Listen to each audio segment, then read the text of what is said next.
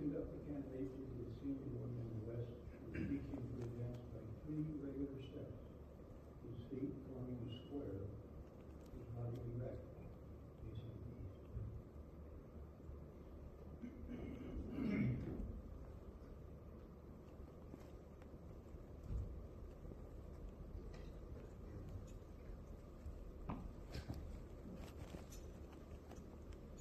Brother Senior Warden,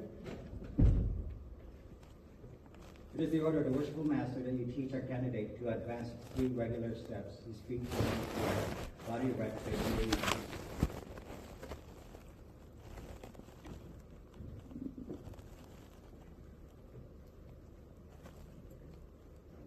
Advance has entered the Prentice Nation.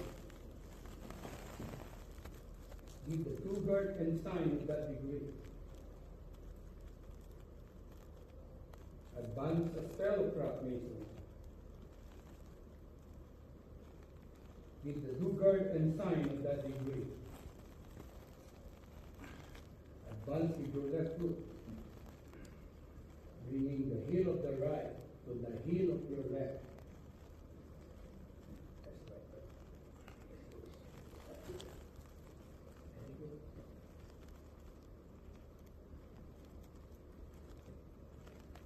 Your body erect.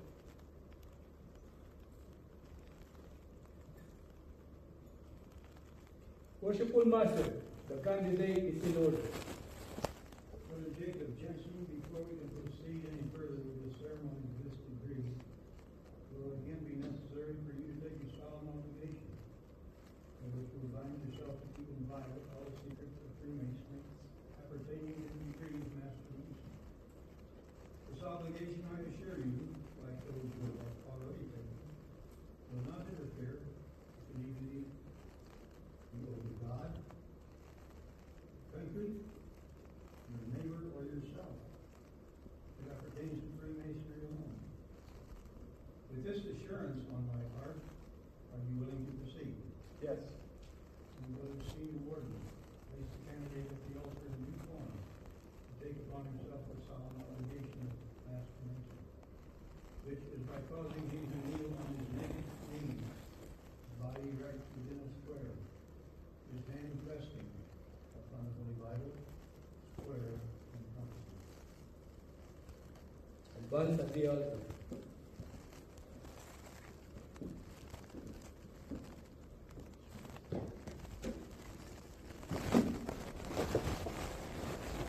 Kneel on your naked knees. Body erect within the square.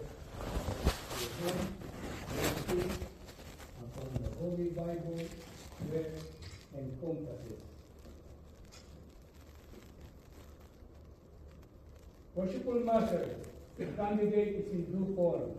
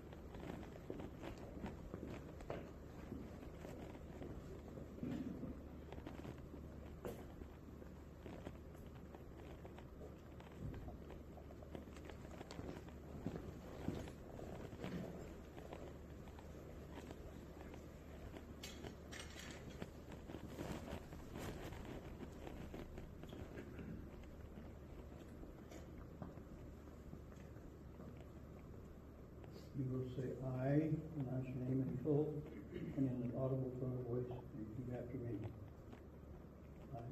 I, Jacob Jensen, Of my own free will and accord, of my own free will and accord, in the presence of God, in the presence of God, and this worshipful lodge of Master in Masons, this worshipful lodge of Master Masons, erected to him directed to him and dedicated and dedicated to the Holy Saints John, to the Holy Saints John, do hereby do hereby and hereon and hereon solemnly and sincerely promise and swear, in addition to my former obligations, in addition to my former obligations, that I will always hail, forever conceal, conceal, and never reveal never reveal any of the secret arts, parts, or points any of the secret arts, parts, or points of the hidden mysteries of Freemasonry of the hidden mysteries of Freemasonry appertaining to the degree appertaining to the degree of Master Mason of Master Mason to any person to any person under the canopy of heaven, under the canopy of heaven, except it be except it be to a true and lawful brother of this degree, to a true and lawful brother of this degree, or within the body or within the body of a just of a just and legally constituted lodge and legally constituted lodge of Master Mason, of Master Masons, and neither unto him nor them, and neither unto him nor them, till after strict trial, until after strict trial, to examination, or lawful information, I shall have found him or them I shall have found him or them to be as justly entitled to the same to be as justly entitled to the same as I am myself. as I am myself.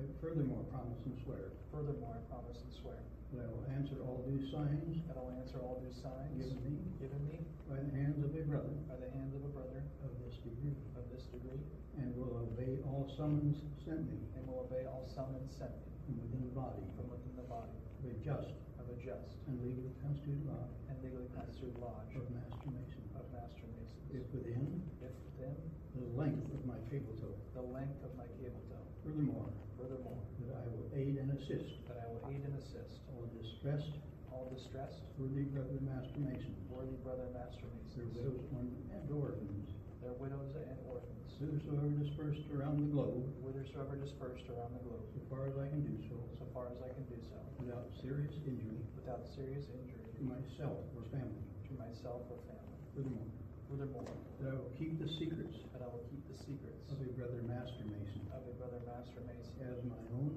as my own, when given to me when given to me in charge as such, in charge as such, murder and treason accepted. murder and treason accepted. Furthermore, Furthermore, stand to I will stand to and abide by and abide by all the laws, rules, and regulations all the laws, rules, and regulations appertaining to the degree appertaining to the degree of Master Mason of Master Mason and to the lodge and to the lodge of which of which I may be a member, I may be a member, and will maintain and support and will maintain and support the Constitution and edicts the Constitution and edicts of the Grand Lodge, of the Grand Lodge, under which the same may be holden may be holden together with together with the general regulations the general regulations of Freemasonry. of Freemasonry. Furthermore, Furthermore, that I will not be present at that I will not be present at or assist in or assist in the making the making of a woman a Mason, of a woman a Mason, a young man in his non-age, a young man in his non-age, old man in his dotage, an old man in his dotage, atheist, an atheist, a madman, a madman, or a fool, or a fool, I knowing them to be such. I knowing them to be such.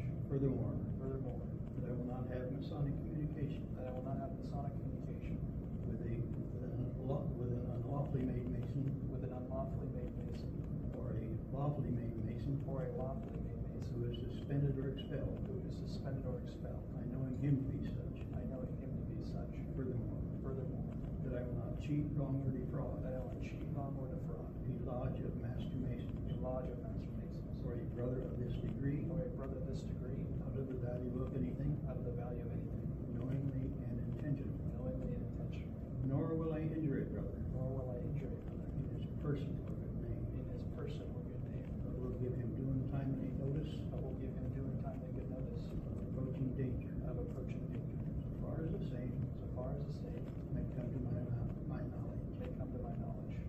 Furthermore, Furthermore, that I will not violate the chastity that I will not violate the chastity of a brother Master Mason's wife, of a brother Master Mason's wife, daughter, sister, sister, mother, or widow, mother, or widow, or suffer the same or suffer the same to be done by another, to be done by another, if within my power if within thy power to prevent. to prevent. Furthermore, Furthermore, that I will not give that I will not give the grand hailing sign the grand hailing sign of this degree, of this degree, unless I am in real distress unless I'm in real distress or for instruction. or for instruction. Furthermore, Furthermore, that I will not give the substitute that I will not give thee substitute for the ancient master's word, for the ancient master's word, in any other manner in any other manner, than that in which in which I may hereafter receive it, I may hereafter receive it, being it being on the 5 points of fellowship, on the 5 points of fellowship, a low tone of voice, in a low tone of voice, not above my breath. not above my breath. To all this, To all this, I do most solemnly and sincerely I do most solemnly and sincerely promise and swear, promise and swear, with fixed and steady purpose, fixed and steady purpose, to perform the same, to perform the same, without equivocation, without equivocation, mental reservation, mental reservation, or secret evasion, or secret evasion, of mind in me, whatever, of mind in me whatever, finding myself under no less a penalty finding myself under no less a penalty than that of having than that of having my body severed in twain, my body severed in twain.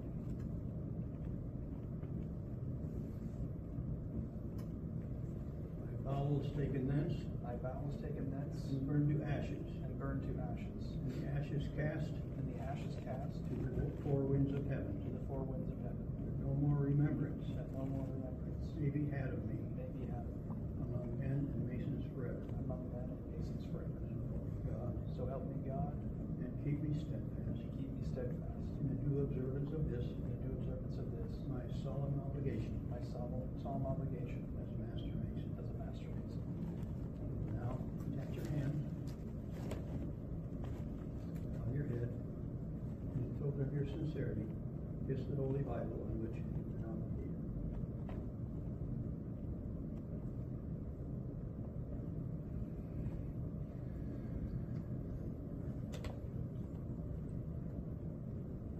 Brother Senior Warden, release the candidate from the faithful, though it being 3 times around his naked body is to signify that he is now bound to eternity of a 3-fold time.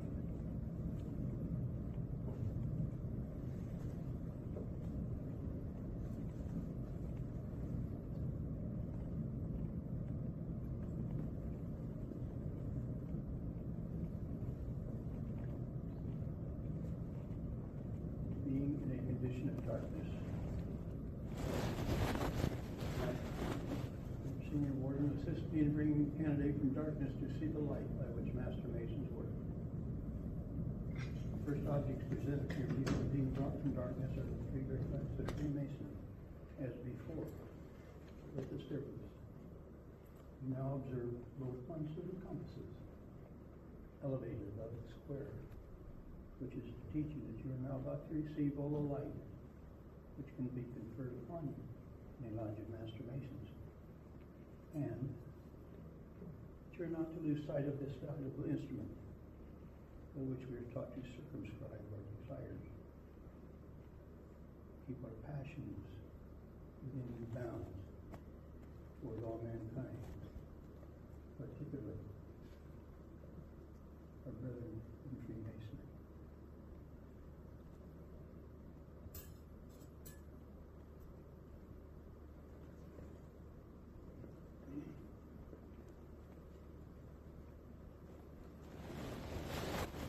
You now observe me as acting master of this lodge, approaching you from the east, under the due guard and sign for Master Mason. Entered apprentice masons as you have already been informed, advance with their left foot. Bring the heel of the right to the hollow of the left, your feet forming a right angle. Telegraph masons advance with their right foot.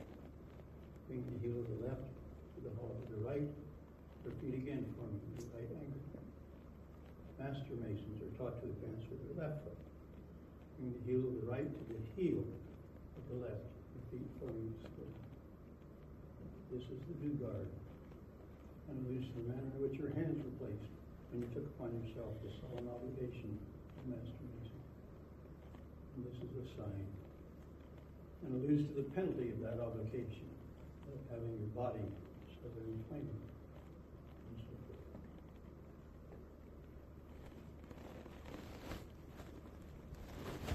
I again take pleasure in extending you my right hand in token of the continuance of the friendship and brotherly love of this lodge, and will invest you with the past grip and word of this degree. This I will do by aid of the Senior Warden for your benefit. Brother Senior, attend.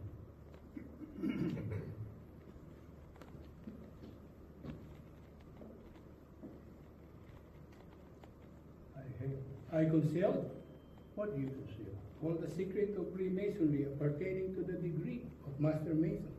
What is this? A grade, Grip of what? a past grade of Master Mason. Has it a name? It has. Give me. I did not receive it, neither I will so impart. But read it. I will settle those with you. Again. Nay, begin you. Nay. Again. Bo, Two. K, game, Okay. Tubal K. The word is right. I greet you, my brother. Tubal Cain was the eighth man from Adam, the first artificer of metals, the brother of Jubal, the inventor of music. An account of both of whom you will find recorded in the fourth chapter of the book of Genesis. Arise. Go and salute the junior and senior warriors, his master mason.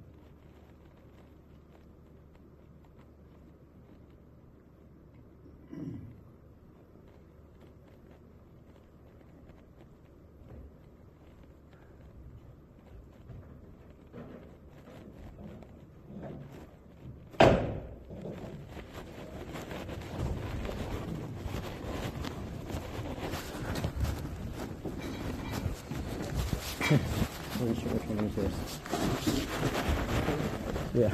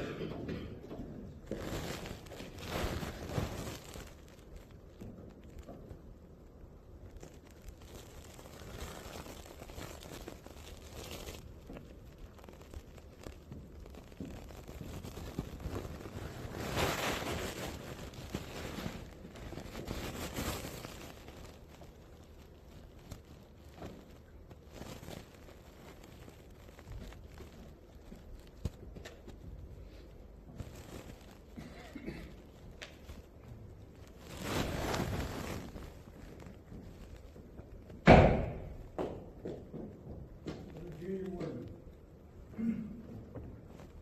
Word's writing this out.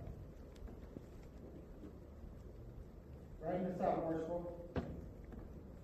Where's the senior warden? Writing the words, worshipful. Senior deacon, anything else the candidate for the senior warden in the last will teach you the word of truth as a master mason.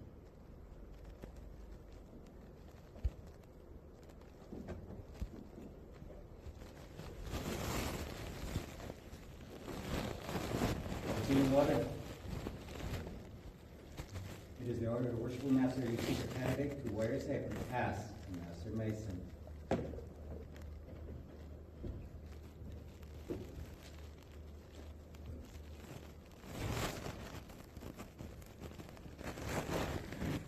Masonic tradition informs us that in the building of King Solomon Temple, the crowd were designated by the manner in which they were their apron. And their apprentice, as you already been informed, were there with the top turned up. Fellow crowd with the top turned down and the left corner turned up with a form of triangle. Master Mason were, as a mark of distinction, Master Mason were there. Master Mason as a mark of distinction and mark of the distinction were there with the left corner turned down in a form of square. You are now clothed as a Master Mason.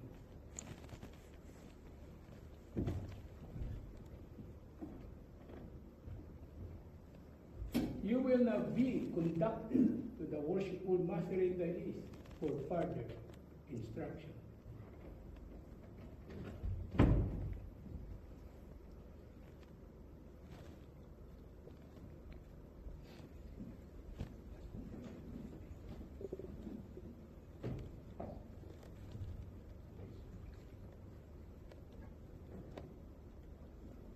pleasure to see you clad as Master Mason. I will now present you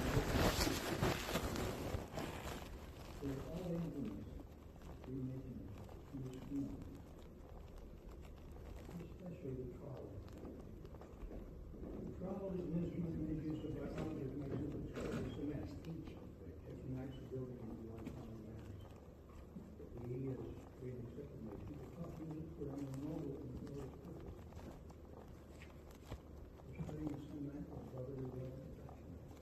That's a man which unites us into one sacred band or society of brothers, among whom no contentions are ever used, except that noble contention or rather emulation of the best word and best deed. Sentiment and now placed not doubting that you will make a good use of it, as Master Mason has done in all ages before him.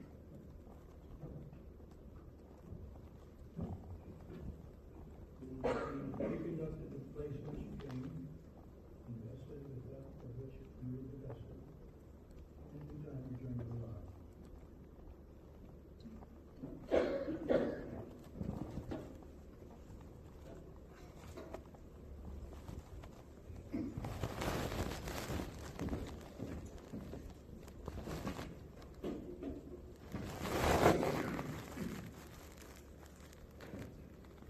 My brother is assigned to the city or master upon pension or retired from a lodge of organizations and on rising to address him, Mr. Lodge.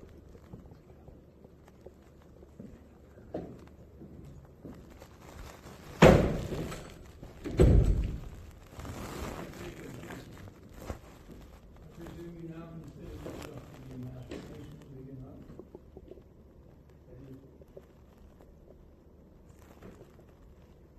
It becomes my duty to inform you that you have not yet been invested with all the secrets of your secret.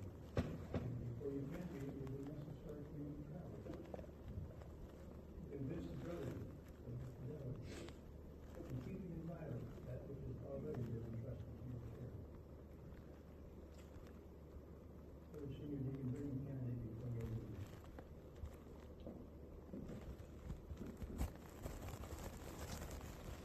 Should such be the case, in court, hey, brother, it is presumed that you will be willing to lay down your life for the unselfish service of you.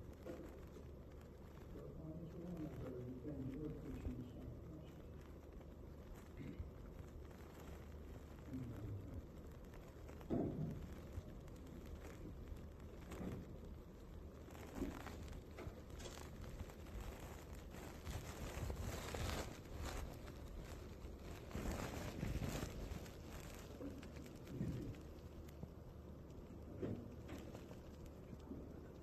Brother Senior Deacon, retrieve the trowel.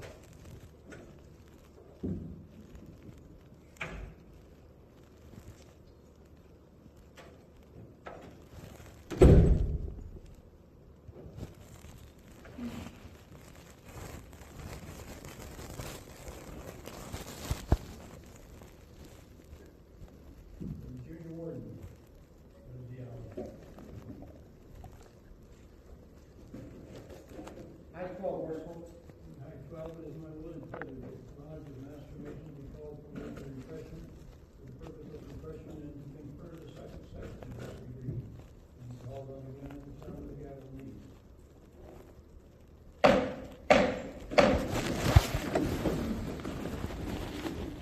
Brethren, in the order of the worshipful master, the lodge of Master Masons will be called from labor to refreshment for purpose of setting up for the second section for a small break. To be called again at the sound of the gavel on the east.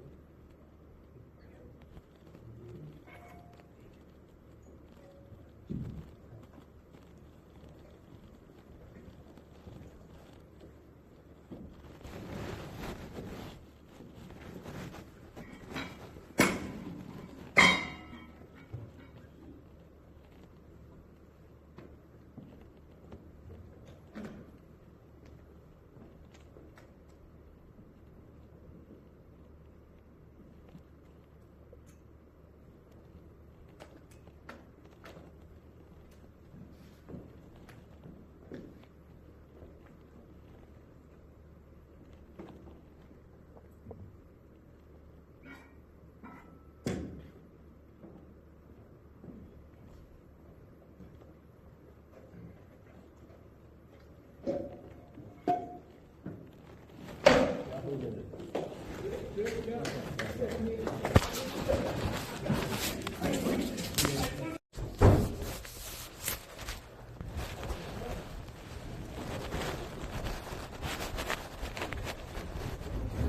tell you about it. It is horrendous.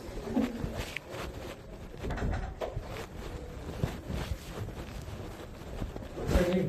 Steven, Steven, my name is Diego. it's nice to meet you.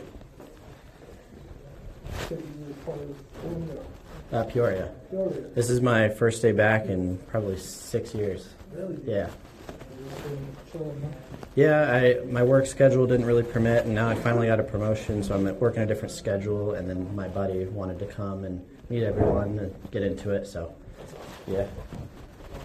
Thank you. Just got raised not too long ago here in Peoria. Oh, really? Thanks. Congratulations. I'll see you in there.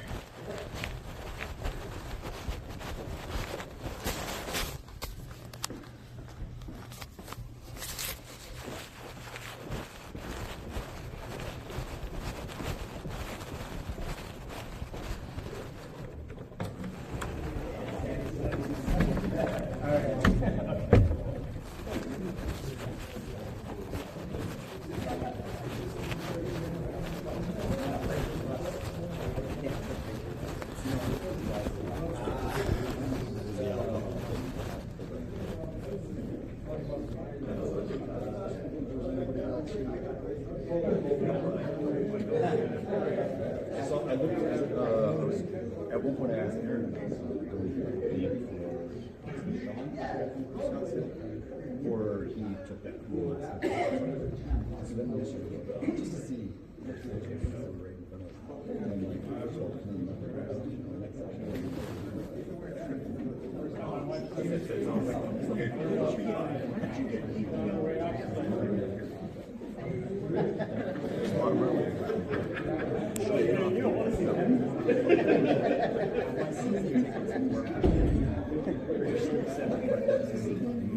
What are you doing all the way over there? Hiding so you don't gotta do the left tip?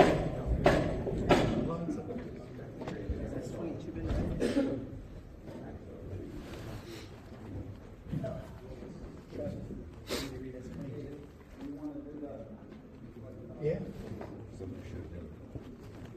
When they do the prayer, nobody says amen or Samoa G during the prayer. Chris, put your apron on outside the jacket. You know.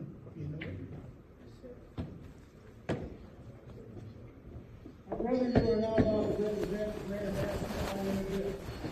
I will therefore attest you to the guilt such as was born by that illustrious news. Masonic tradition informs us that at the building of King Solomon's Temple, it was a daily custom. The Grand Master Hiram Witt at High 12 and the craft department together to go into the temple and view the works, and see if any improvement could be made, either for strength or ornament.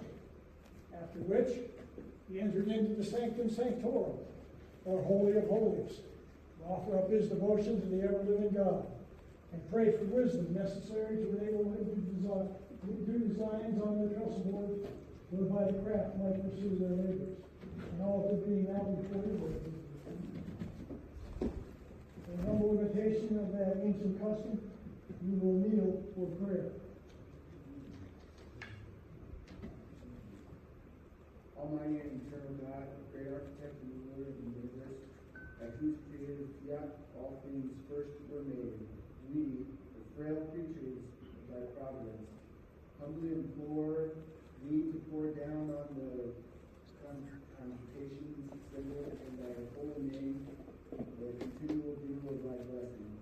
And we especially beseech thee to impart thy grace to this thy servant, who offers himself as a candidate to partake with us in mysteries and the imagination.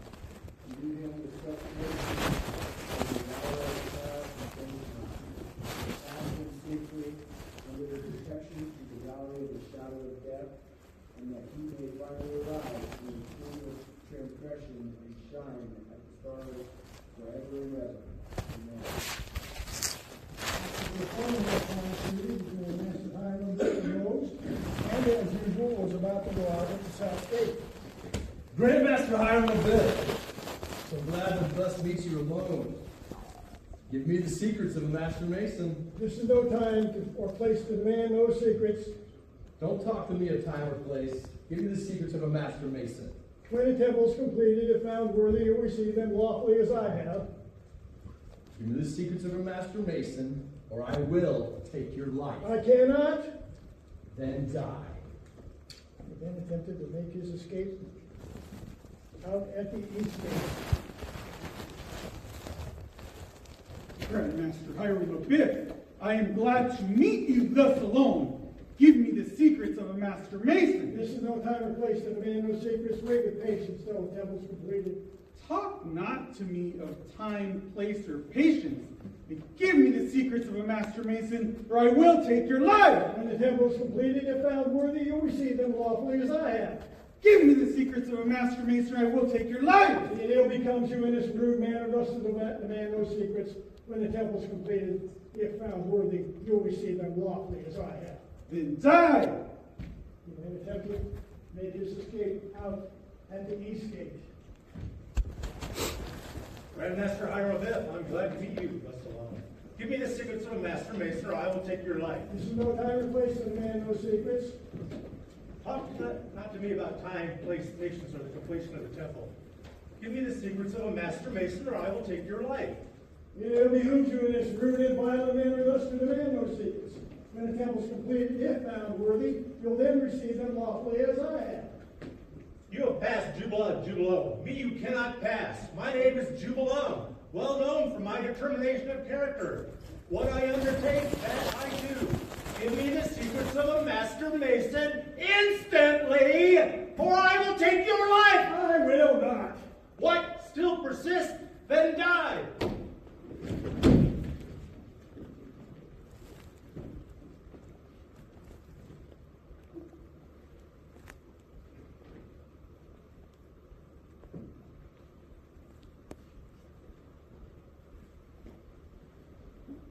What horrid deed is this? Who has slain the Grandmaster Hiram Abiff without we have searched. This is no time for reflection. What shall we do with the body? We will bury the rivers of the temple in the low cell. We free to meet again and discuss what to do with it. Agreed.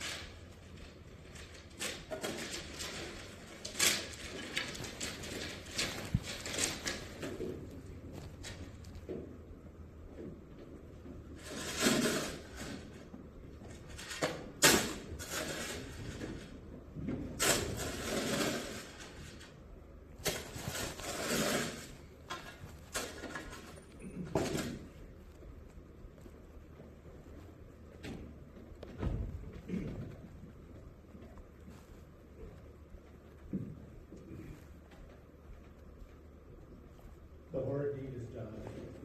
Here cold and mute, wrapped in the icy clasp of death, the master sleeps. No more the pageant grand pomp of power. No more the crowd of press and hurrying to do as the deed designs. No more the gorgeous temple rising proudly from the hills and beckoning the heavens to rest upon its heavenly columns. No more will these, his high designs, satisfy. O death untimely, yet O kindly death, rested from life while fresh, his honors clustered round about him.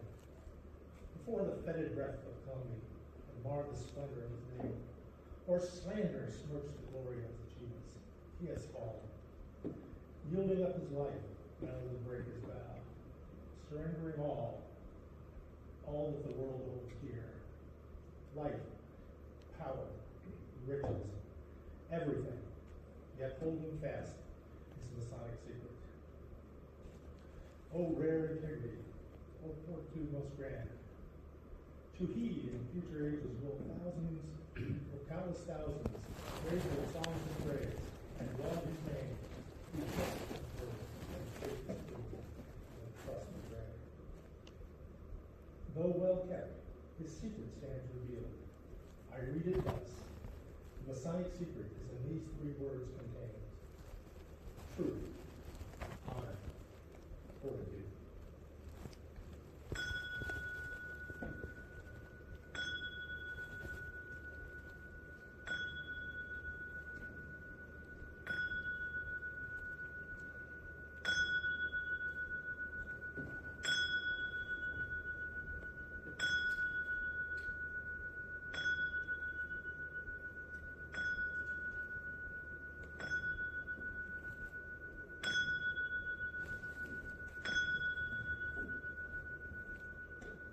Low 12. The tuneful bell rings out the hour beat. Now must we haste away, bearing the heavy burden of our remorse. Yes, is that you two doing? Yes. Now what shall we do with the body? We will convey it to Western Manor from the temple and bury it in the brow of the hill to Mount Moriah, where I have been and prepared grave. Agreed.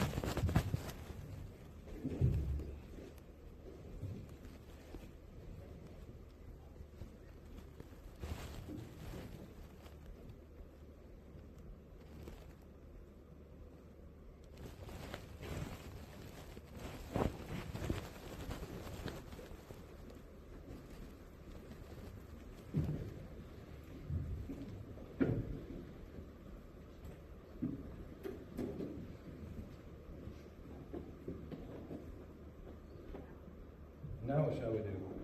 Let us make our escape out of the kingdom. We will travel by security along the coast towards Java and endeavor to accomplish. Agreed. But before we go, we will plant this spring of acacia at his grave, that should future occasion require, we ourselves may not stop. Agreed.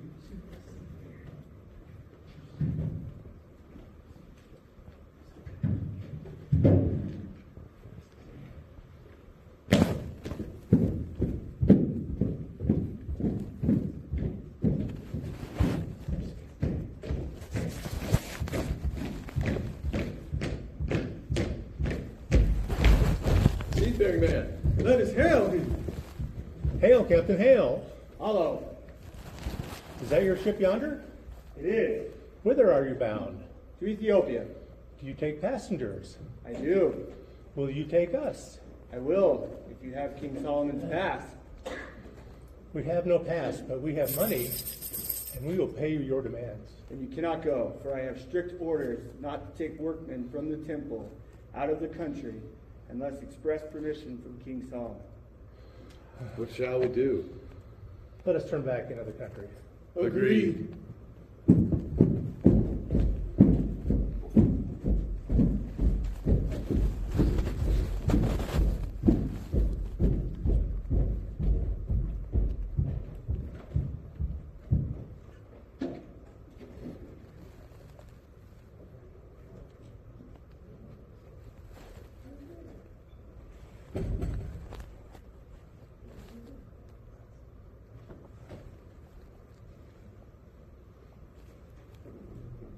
Why are you not at work today? There are no designs upon the chessboard whereby we may pursue our labors. This is strange. Here the Grand Master of Hiram may be missing. Hey!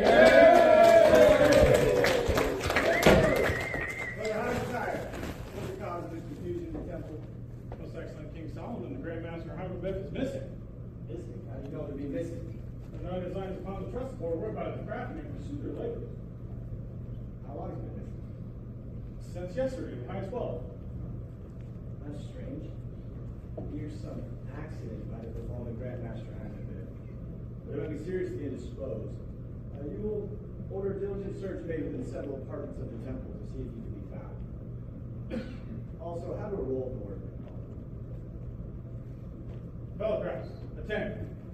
You seen the Grand Master Hiram-Abiff? You seen the Grand Master Hiram-Abiff? Have you? Have you seen it? No. I've seen the Grand Master Hiram-Abiff.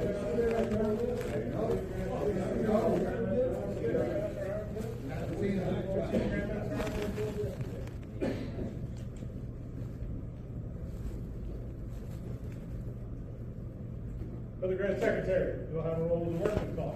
Ascertain if any are missing. If so, then an embargo be placed on all shipping, so that no one may leave the realm without a royal passport. Daniel. Here. Malachi. Ready? Jacob. Yep. Jubala. No. Jubala. Jubala. Reuben. Here. Judah. Present. Levi. Jubalo. Jubalo. Jubalo. Micah. Here. Yes, Ephraim. sir. Ezra. Jubilam. Jubilam. Jubilam. Joseph. Ishmael. Here. Isaiah.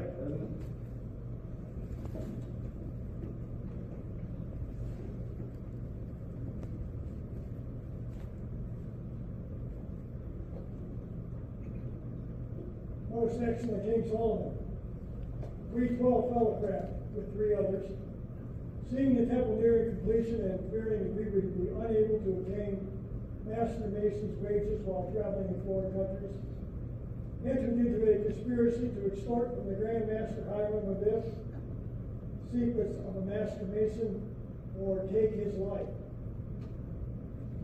We 12, reflecting with horror on the atrocity of the intended crime, and dreading its evil consequences, have recanted, feared that the other 3 have persisted in putting the murderous design into execution. We therefore come before you clad in white gloves and aprons in token of our innocence, and we humbly implore your pardon. Fellow crafts, stand aside. Brother Hiram of Tyre, the roll of the workmen have been called, and the 3 appear to be fellowcraft missing. Jubala, Jubalo, and Jubalo, who from the similarity of their names are supposed to be brothers and men of Tyre. Most excellent King Solomon. The orders have been duly obeyed. Diligent search was made without effect. But upon calling the roll, there appear to be 3 fellowcrafts missing, namely Jubala, Jubalo, and Jubalam. From the similarities of name, supposed to be brothers. Brother Hiram Tyre, there appears for me 12 fellowcrafts, clad in white gloves and aprons, who implored my pardon and confessed that they, along with 3 others, had entered into a conspiracy to extort from the Grand Master Hiram-Abiff the secrets of a master mason, or they would take his life. They 12, however, reflecting with horror of the atrocity of the intended crime and dreading its evil consequences, had recanted, but feared that the other 3 had persisted on putting the murderous design into execution. You will therefore cause these 12 fellowcrafts to be sent out, 3 north, 3 east, 3 west, and 3 south, in search of the Grand Master Hiram-Abiff and the deserters from the temple. Fellowcrafts, attend. Most excellent King Solomon, the orders have been duly obeyed. Well, which way should we travel? I propose we travel along the shore towards Joppa.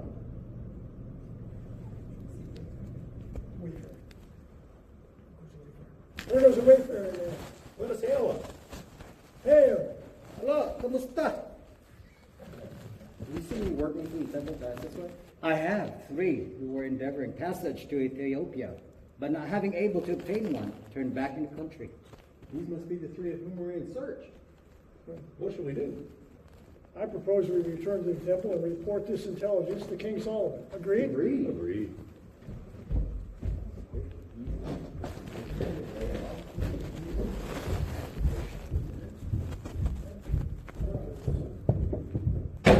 Brother Hyman's what is the cause of this confusion?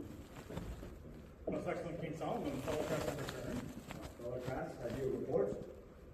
Most excellent King Solomon, we 12 traveled this perilous route along the coast of our job. I had occasion to meet a wayfaring man of whom we inquired if he'd seen any of the workmen pass that way. And he informed us he had.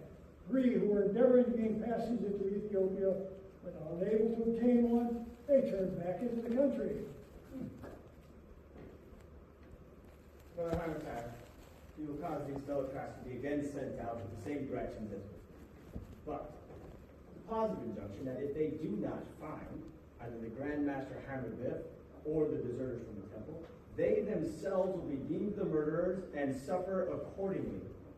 For it may be that not only did they take the life of the Grand Master Hammerbiff, but also the life of the supposed deserters, the better to conceal their own guilt. Fellow crafts, attend. Most excellent King Solomon, fellow crafts have again been sent out in accordance with your direction. It is well. I propose we travel west of the coast of the temple. Agreed? Agreed.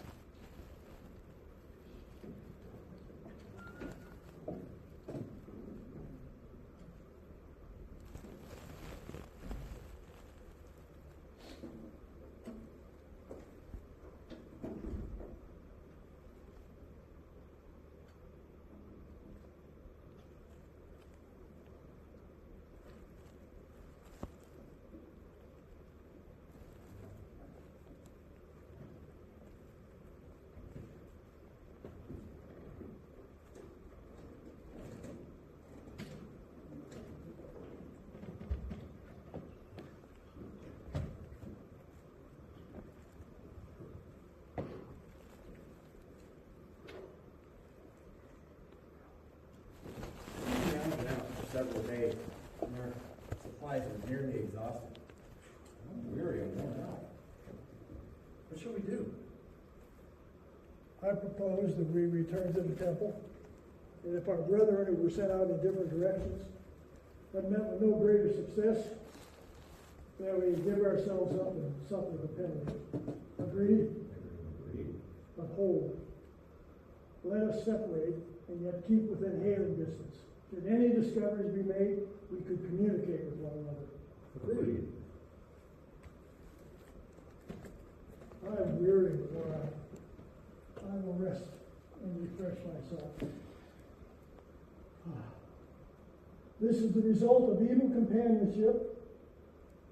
Had I remembered the lessons taught me in my youth, I'd now be among the workmen in the temple, honored and respected.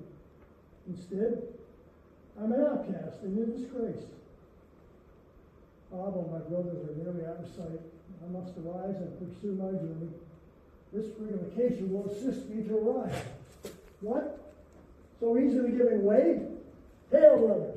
Hail, brother. What discoveries have you made? Upon ascending this hill, while being weary and wore out, I sat down to rest and refresh myself. And upon attempting to arise, I caught hold of that spring of occasion, which easily giving way excited my suspicions. Whereupon I hailed you.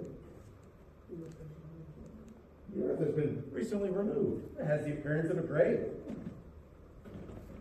Oh, that my throat be cut from ear to ear, my tongue be torn from its roots, buried in the rough sands of the sea, cable toes length from shore, where the rough tide ever regularly ebbs and flows. Ere I had consented to the death of a great man, I was great man in death.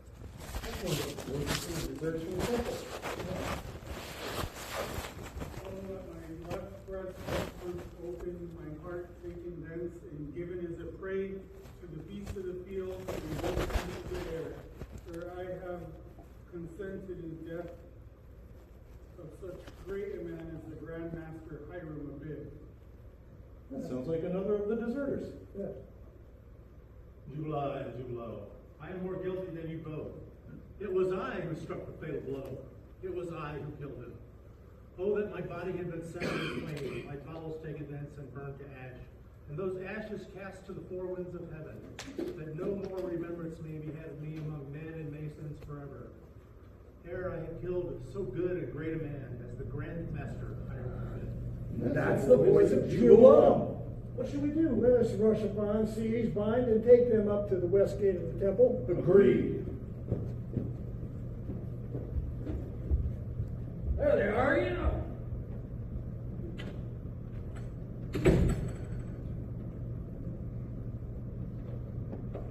All right, get in here. Bring them along. Bring them along. Brother Hiram tired. Those are causes confusion among the crowd. Post-Excellency King Solomon, the fellow crafts have returned. Brother Cross of your reports. Jose King Solomon, we three telegraphed, traveled a westerly course from the temple, had occasion to ascend a hill, at the brow of which I, being more weary than the others, sat down to rest and refresh myself. And upon attempting to rise, I caught hold of a sprig of acacia, which easily giving way, excited my suspicions, whereupon I hailed my brethren. And while consulting on the spot, the earth having been recently removed, and it having the appearance of a grave, we heard voices issuing from the cleft of the adjacent rocks, which we recognized as those of the deserters, each severally accusing each other and excusing themselves.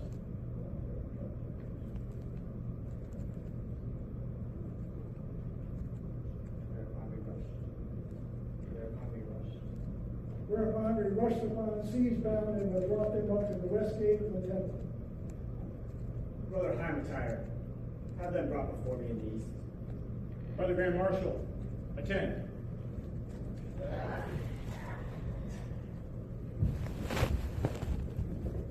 Ugly criminals.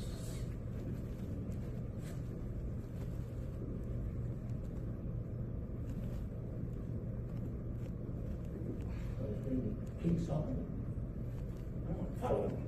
Forward, march.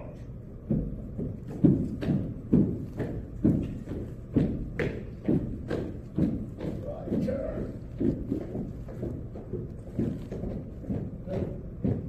Left way.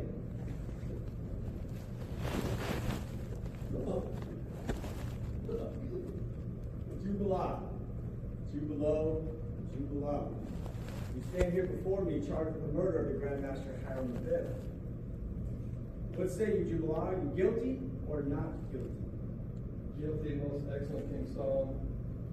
May my throat be cut from ear to ear, my tongue be torn from its roots, buried in the rough sands of the sea. The cable goes length from shore, where the tide regularly ebbs and flows. What say you, Jubala? Guilty or not guilty? Guilty, more guilty, most excellent King Solomon. So that my love for us be torn open, my heart taken thence, and given as a prey to the beasts of the field and vultures of the air. Jubala, what say you? Guilty or not guilty? Guilty. More guilty. Most guilty. Most excellent King Solomon. I am more guilty than they both. It was I.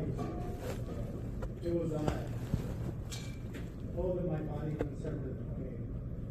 My bowels taken thence and burned to ash. Those ashes cast to four winds of heaven.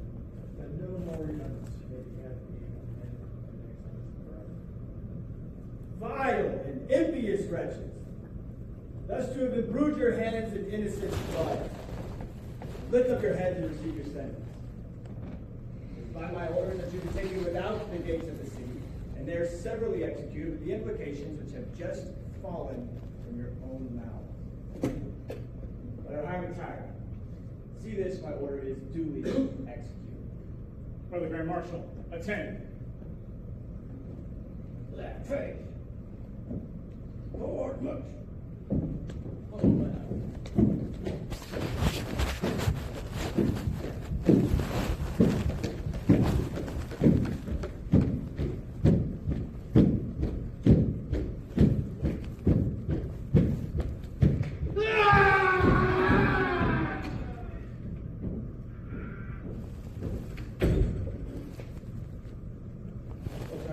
Solomon.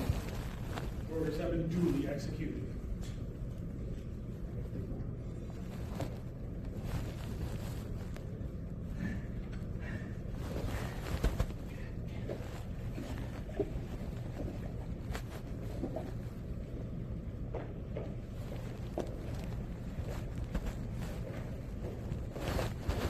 I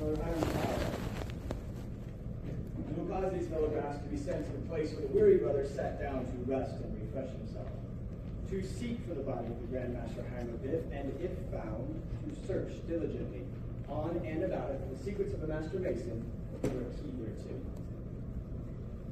Photographs, attend.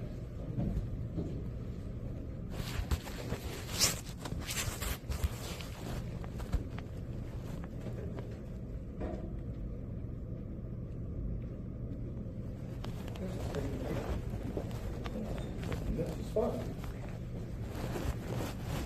Let us remove the earth.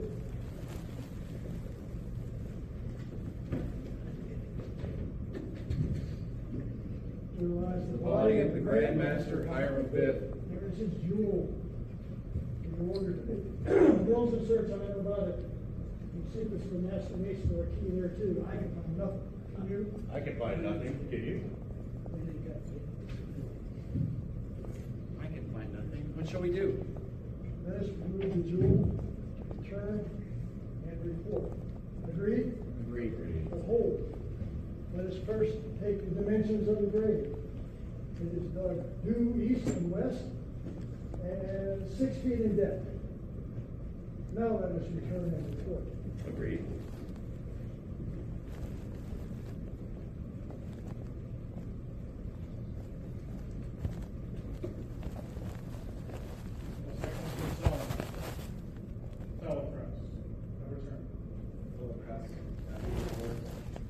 Section of King Solomon, we repaired to the spot where I sat down to rest and refresh myself.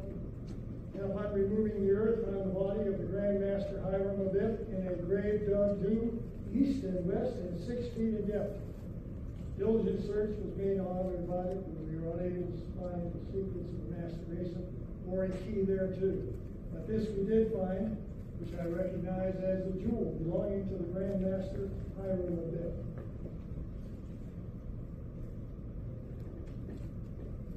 Then the Master's word is lost.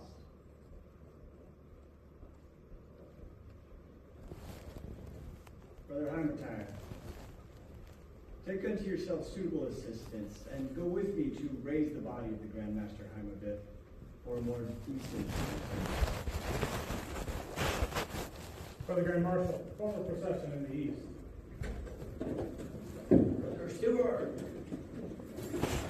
take the position. Reverend, Stewart's double floor.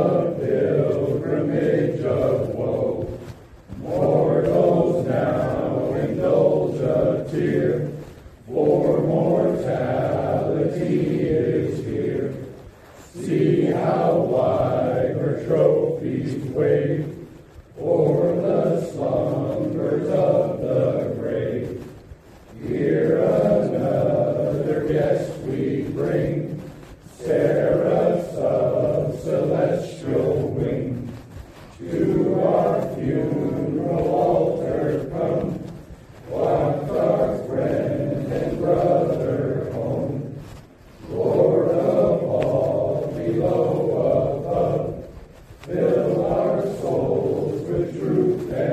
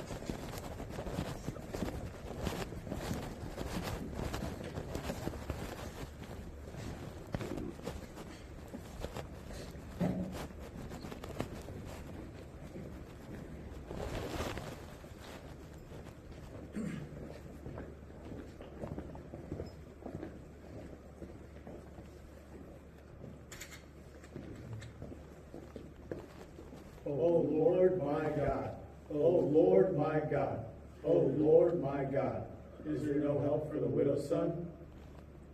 Brother Hyman, you will raise the body by the grip of an inner French mason.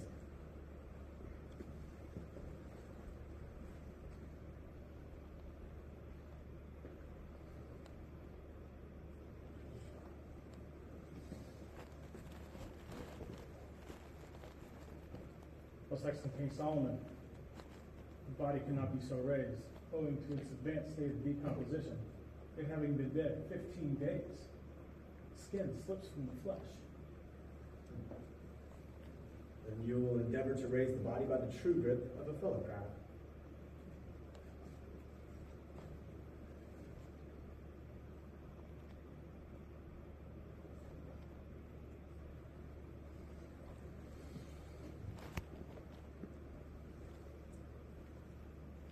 Most excellent King Solomon, for like reasons before, the body cannot be thus raised.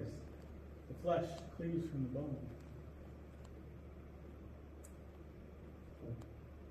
Brother Hyman, what shall we do? Let us pray. Brethren, let us pray. O God, knowest our down sittings and our uprisings, and understandest our thoughts afar off. Shield and defend us from the evil intentions of our enemies, and support us under the trials and afflictions which we are destined to endure while traveling through this vale of tears. Man that is born of woman is of few days and full of trouble. He cometh forth as a flower and is cut down. He fleeth as well as a shadow and continued not. Seeing that his days are determined, the number of his months is with thee. Thou hast appointed his bounds that he cannot pass. Turn from him that he may rest till he shall accomplish his day. For there is hope of a tree, if it be cut down, that it will sprout again, and that the tender branch therefore will not cease. But man dieth and wasteth away, yea, man giveth up the ghost, and where is he? As the waters fail from the sea, and the flood decayeth and drieth up, so man lieth down and riseth not up, till the heavens shall be no more. Yet, O Lord, have compassion on the children of thy creation, and minister them comfort in the time of trouble, and save them with everlasting salvation. Amen. So will it be. Brother Hyman, your counsel is good and timely. Nations should ever remember that when human strength and wisdom fail, we are to find assistance through the medium of prayer. My mind is now clear. And although the skin slips from the flesh and the flesh cleaves from the bone, there is yet still strength in the lion of the tribe of Judah. The body shall be raised on the 5 points of fellowship, and the first words spoken or uttered after the body is raised will be the substitute for the ancient master's word until future generations discover the right.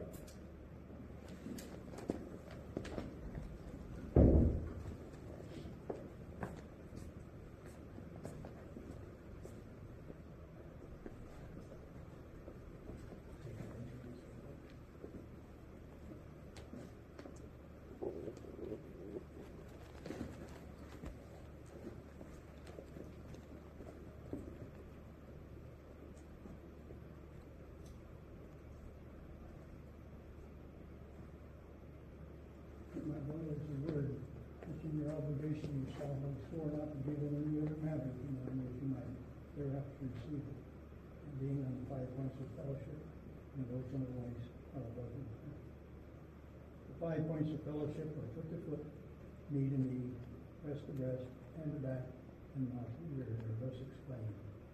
Foot to foot, he knows that you will not hesitate to go and foot out of your way to serve him with his other master mason.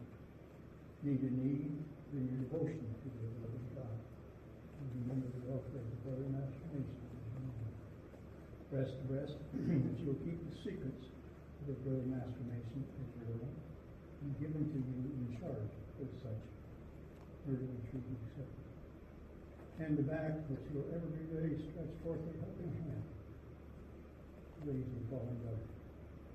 And not to ear which will whisper the counsel of his ear, gently admonishing of his error, and in his friendly manner, and ever bring about reformation. You will give him going 5 points of fellowship, and you benefit good. You need rest the best. Not to ear.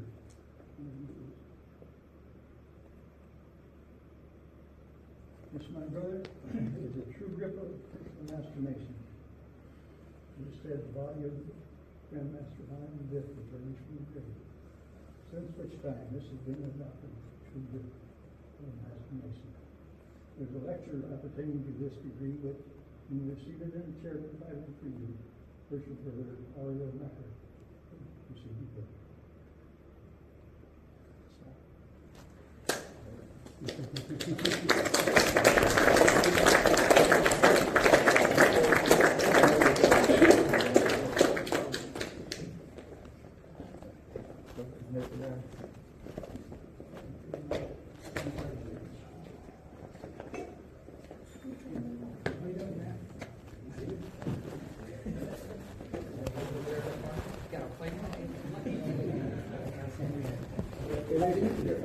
That's right.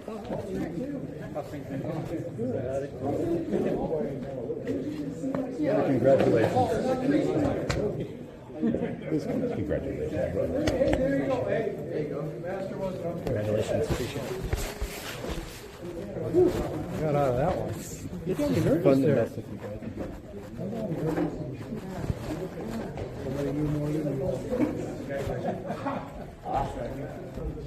See you next time.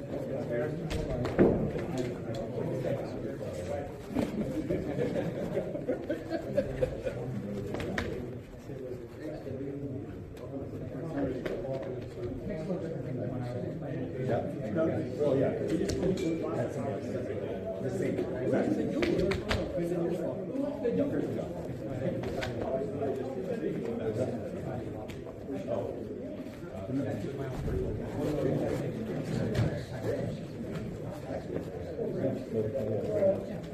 Who got the jewel? You're doing it straight, right? I got one.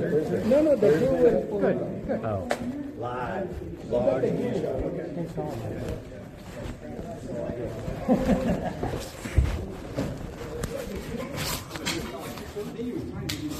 No.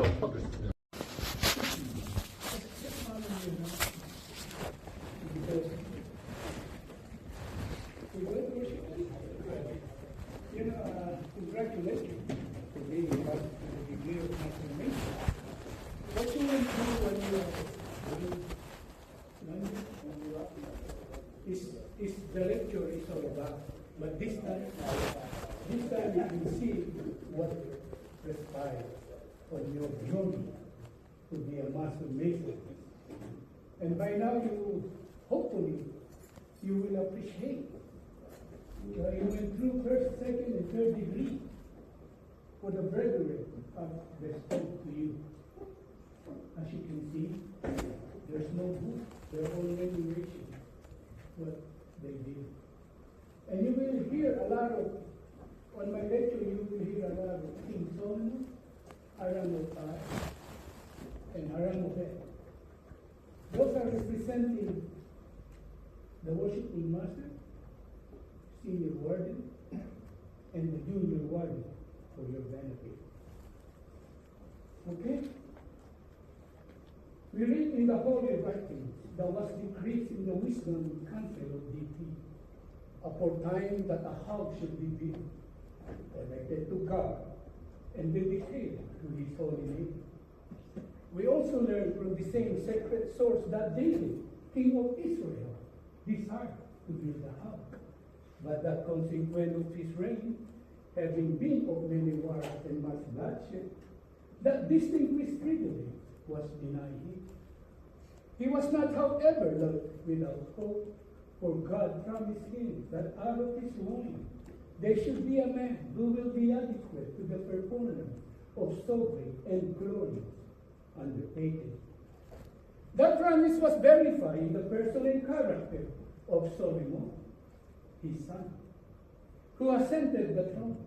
And after David was gathered to his father, dwelled over Israel at that time in the great Jewish historian simple life. Peace and tranquility pervaded the world, and all eyes seemed to be directed towards Jerusalem at least to witness the splendid display of the wisdom of Solomon. About this time, King Solomon received a congratulatory letter from Hiram, king of Tyre, desired him to participate in the small degree, at least in the rich honor which will seem to be clustering around his throne. And his reciprocation with Hiram of Tyre, King Solomon desired him to participate, well skilled in the art and science. And his attention was directed to Hiram of Tyre, the widow son from the tribe of Naphtali. And King Solomon sent Hiram of Beth brought out of Tyre. When the preliminary arrangement for the erection of the temple was completed, it was commenced in the 4th year of the reign of King Solomon, under the auspices of 3 grand masters: Solomon, king of Israel, Hiram, king of Tyre, and Aramabeth, the widow son, but more immediate inspection of Aramabeth, who was the architect of the world. We have this evening, my brother, represented a tragedy which Masonic tradition informs us actually took place when the temple was nearing its completion, and which resulted in the death of the Grand Master, Aramabeth. His death is premeditated, and the circumstances were attending as were as follows. 15 fellowcrats, seeing the temple was nearing its completion, fearing that they would not be able to obtain master mason wages while traveling in the foreign country, entered into conspiracy to extort from the Grand Master Aramabeth the secret of a master mason or take his life. 12 of them, however, reflecting with horror upon the atrocity of the intended crime, dreading its evil consequence, had recanted. But the other 3, named Jubalo,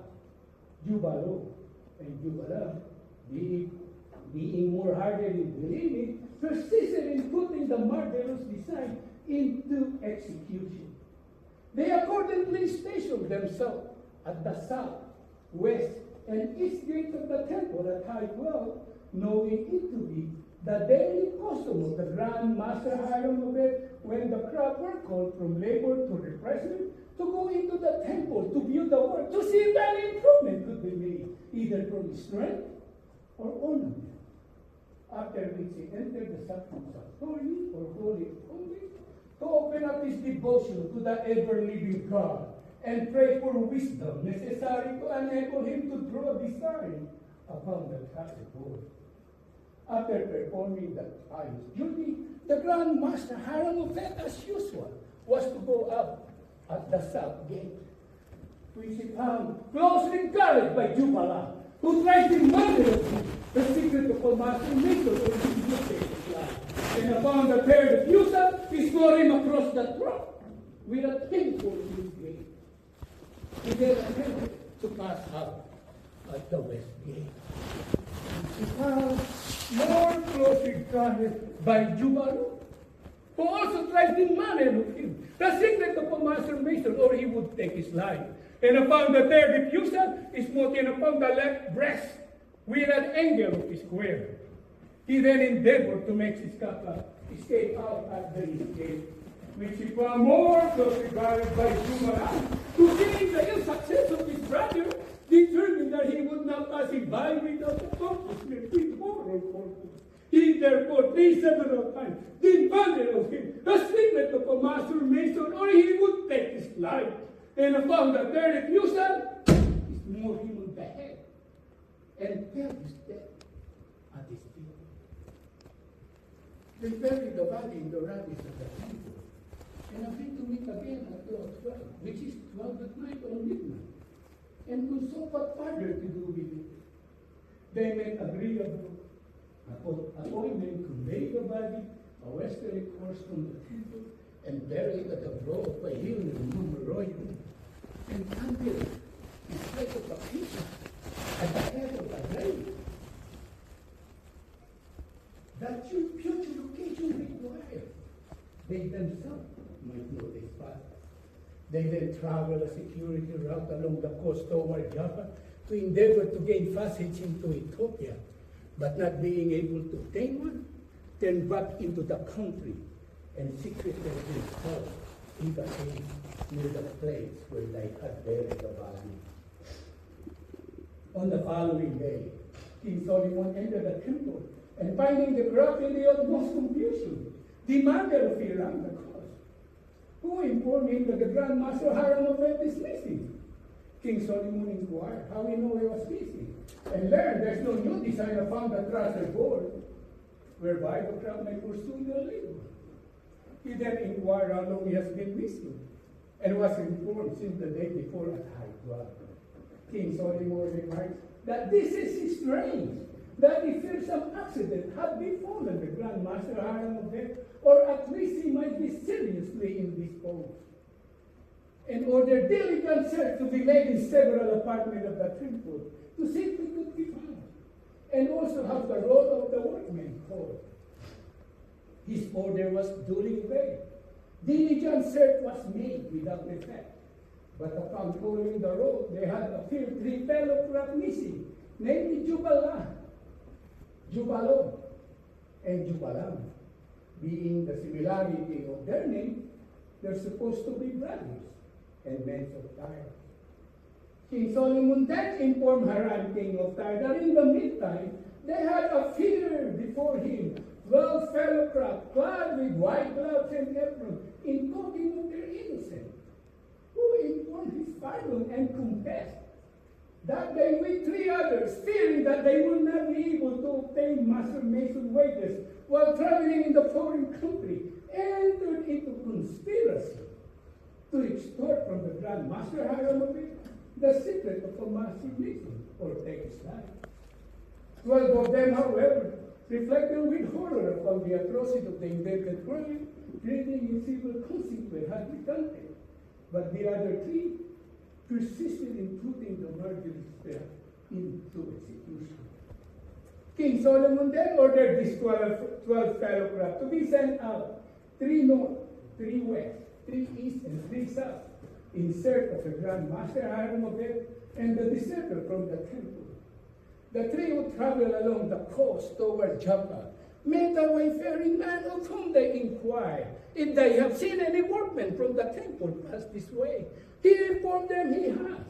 3 who were endeavoring to gain passage into Ethiopia, but not being able to obtain one, turned back to the country. The fellow craft returned to the temple and reported this intelligence to King Solomon, who thereupon ordered the fellow craft to be again sent out with the same direction as before, but with a positive injunction that if they did not find either the Grand Master Hiram of Beth or the deserter from the temple, they themselves would be deemed the murderer and suffer accordingly. For it may be, he added, that they had not only taken the life of the Grand Master Hiram of Beth, but also the life of the supposed deserter, the bearer to conceal their own guilt. The fellow craft were again sent out in accordance with his direction.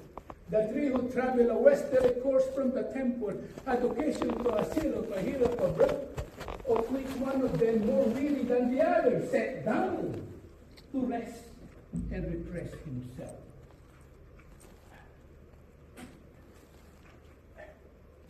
While attempting to arise, got a hold of his spring of acacia, and easily giving away, excited his suspicion, whereupon he held his brother. Upon consulting the spot, the earth having been recently removed, and in appearance of the grave, they heard exclamation issuing from the tape of the adjacent crowd, which they recognized as the voice of the deserter, severely accusing themselves and excusing each other. Whereas they rushed upon seized, bound, and took them out at the west gate of the temple and brought before King Solomon in the east, where they confessed thy guilt, and were by his order taken out without the city and severely executed in accordance with the imprecation which has just quoted from their own mouth. King Solomon then ordered the fellow craft where the weary brothers sat down to rest and refresh themselves, to seek for the body of the Grand Master Hiram Obed. And he found to search diligently on in a barrel for the secret of a master mason or the key thereto. The fellow craft repaired to the spot, and upon removing the earth, found the body of the Grand Master Hiram Obed in the grave, dug due east and west, and 6 feet in depth. Diligent search was made on in the barrel for the secret of a master mason or a key thereto. But they did not find the secret. But they did find the jewel worn by the Grand Master Hiram Obed. Upon this intelligent being communicated to King Solomon, he exclaimed, "Then the mastered word is lost." Which might seem to imply to you, my brother, that no one but the Grand Master Hiram Obed possessed the word. Such, however, was not the case. Masonic tradition informs us that in the building of King Solomon, there were 3 Grand Masters: Solomon, king of Israel, Hiram, king of Tyre, and Hiram Obed, who entered into a solemn covenant not to give the secret of a master mason when assailed by the ruffian, choosing rather to lie down his life than to forfeit his integrity. For that alone, my brother, is well worthy of imitation. Grand Master King Solomon ordered Hiram, king of Tyre, to take unto himself suitable assistant and go with him to raise the body of the Grand Master Hiram Obed. And upon arriving the grave, they thrice raised their head. "O Lord my God! O Lord my God! O Lord my God!" Since, my brother, this has been adopted as a grand hailing sign of a master mason, which you are never to give, unless you are in real distress or for instruction. And when you see this sign is given, you are to regard the person giving it as a master mason in distress, and it will be your indispensable duty to relieve him, so far as you can do so, without serious injury to yourself or family. In addition to the word accompanying with the sign, this word may be used when you cannot. There's no help for a widow's son. There's no help for a widow's son, which is also a signal of distress to be given when the sign cannot be seen, and to which you are to pay like attention. King Solomon then ordered Hiram, king of Tyre, to raise the body by the grip of enter the apprentice mason. But it was important the body could not be thus raised, owing to its advanced state of decomposition. It having been dead for 15 days. The flesh flipped from the bone. King Solomon then ordered Hiram, king of Tyre, to endeavor to raise the body by the true grip of fellowcraft. But for like reason as before, the body could not be thus raised. The flesh flipped from the bone. And King Solomon exclaimed, "Then it should be raised by the strong grip of the lion's paw and on the 5 points of the fellowship." And the first word is spoken or uttered after the body is thus raised should be the substitute for the ancient mastered word until the future generation discover the right. Thus, my brother, was the body of the Grand Master Hiram, raised from the grave, conveyed to the temple and buried, which made 3 times.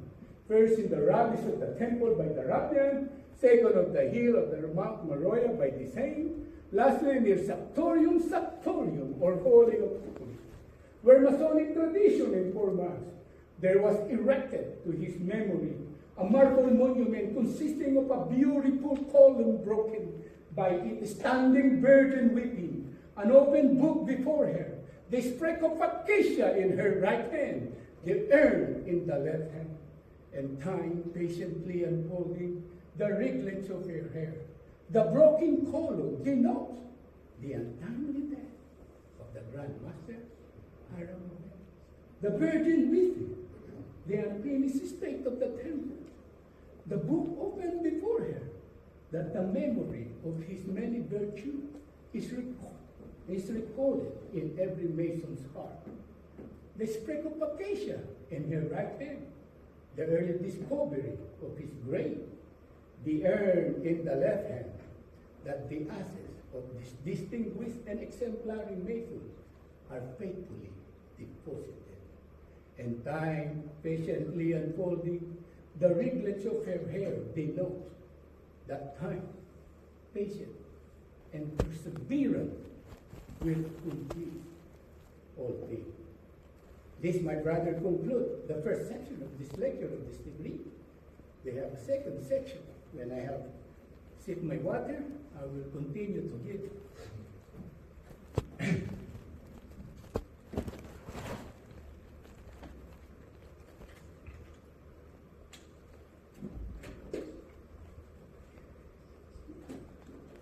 The third section illustrates certain hierarchical emblems, well calculated to increase talent and promote virtue. In it, many particulars related to the building of King Solomon's Temple are noticed. That famous fabric, as I before informed you, was commenced in the 4th year of the reign of King Solomon on the 2nd day of the month. Being on the 2nd day of the sacred year, it was located on Mount Moriah, near the place. So Mount Moriah, where Abraham was about to offer his son Isaac, and where David met in a feast, the destroying angel. It was supported by 1,453 columns, 2,600 pilasters, all new from the finest Syrian marble. They were employing it, erection, 3 grand masters, 3,300 masters or overseer of the work, 80,000 fellow craft or hearer in the mountain, 70,000 entered apprentice or barrier or border, when also classed and arranged by the wisdom of Solomon, that neither in vain, discord, confusion, or suffer to interrupt or disturb the peace and good fellowship among the workmen, except in the single instant which we have this evening represented, and which resulted in the death of the Grand Master Hiram of Beth. A startling evidence of interposition of divine providence, were informed by the great Jewish historian Josephus, that although more than 7 years were occupied in its building, yet it did not rain in the daytime, but in the night season only, that the workmen might not be obstructed from their labor. We also learn from the same sacred source that we did not hear a sound of axe, hammer, or any tools of iron in the house while it was building, is being put together in the manner described to you into preceding degree. Enter the apprentice mason assembled in the ground floor of King Solomon's Temple. Their lodges consisted of not less than 7. One master, the others entered the apprentice. Fellow craft held their meeting in the middle chamber. Their lodges consisted of not less than 5. 2 master, the others fellow craft. Master mason meet in the sacrum sanctorium or holy of holies. Their lodges consisted of 3 master masons. Master mason now said to be supported by 3 great pillars dominating wisdom, strength, and beauty. There should be wisdom to construct, strength to support, and beauty to adorn all great and important undertaking. The pillar of wisdom is said to represent Solomon, king of Israel, as by his wisdom the mighty edifice which erected, which immortalized his name.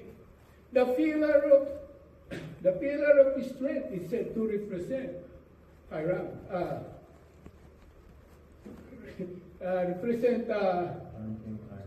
King Hiram, king of Tyre, who made an engagement to King Solomon to pay the crowd their wages if any be due, that none may go away dissatisfied. Harmony being the strength and support of all society, especially of ours. And the pillar of beauty is said to represent the widow's son. But his duty it was to call the crowd from labor to refreshment and high clothes, where is the beauty and glory of the day. The hieroglyphical emblem explained of this decree are the tea of set, the cup of incense, the beehive, and the book of constitution guarded by the tail of swords. the swords pointing at the naked heart, and all-seeing eyes, the anchor and the ark, the 47th problem of the Euclid, the hourglass of the sin. The explanation of these 8 classes is to be found in every various monitor, which have from time to time being adopted by the fraternity, and it's hoped that you will soon make yourself familiar. The 9th or last class is not meritorial, being confident to the repository of faithful rest. It consists of the setting mold, the spade, the coffin, and the sprig of acacia. The first 3 are emblem of mortality. The last is an emblem of immortality. By the setting mold, we are reminded of that, with the Grand Master Hiram Beth was his name. By the coffin of that, which dug his grave, and by the spade of that, which dug his grave, and by the coffin of that, which received his remains. These to the rational thinking mind are calculated to produce serious melancholy and reflection. But when we look forward to the sprig of acacia, which budded and bloomed at the head of his grave, we are reminded to the immortal part, the spirit or soul of man, which will live when time shall be no more. It is the inspiration of that great divinity whom we adore, and bears the nearest resemblance or affinity to that supreme intelligence which pervades all nature, which will never, never, never die. Hence, my brother, how important it is that we should imitate the Grand Master Hiram Abed and his inflexible fidelity to his trust, that maybe we prepare death, not as a great tyrant, but as a kind messenger, to translate us from this imperfect to that all-perfect, glorious celestial lands above, where the supreme Grand Master of the universe forever preside. This, my brother, conclude the lecture for this degree. And worshipful Kirpan will give you the charge.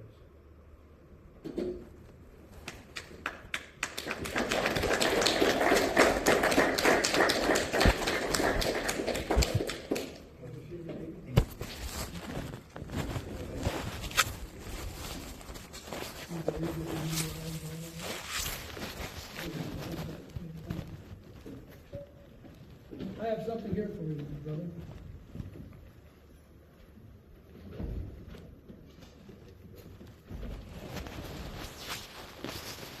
My brother, it is my pleasure to present to you your own volume of sacred, that great life and mission. Before doing so, however, I have certain observations to make concerning this holy book, and this your 3rd degree, to which I trust you will pay strict attention.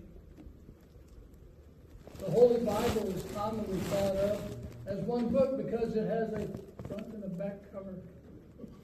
However, it's a library of 66 books, 39 of which are found in the Old Testament and 27 in the New Testament. These books represent the sacred literature of the Hebrew race and are the product of many centuries of varied authorship and subject matter. They combine law, history, poetry, philosophy, biography, ethics, and the revelation of the divine truth and light. Diverse as the subject and authors are, remote as the legend types and styles of expression are, the intelligent reader discovers an ever-increasing purpose running through the pages like a silver thread through a darker fabric. Veritable flashes of truth and light reveal the true character and mind of God and his never-failing love towards all mankind. The Holy Bible is the world's supreme record of man's experience with faith. It is the Mason's trestle board and character building. That important duty to which you have dedicated yourself this evening and have been emblematically presented the tools of this degree. In this holy book are laid down the principles for correct living Its great men loom large upon the background of world history. They lived, they fought, they loved, they sinned, they repented. And they have left behind them here in this holy book the testimony that the keeping of God's law and the doing of God's will are the only things in this life worth living for.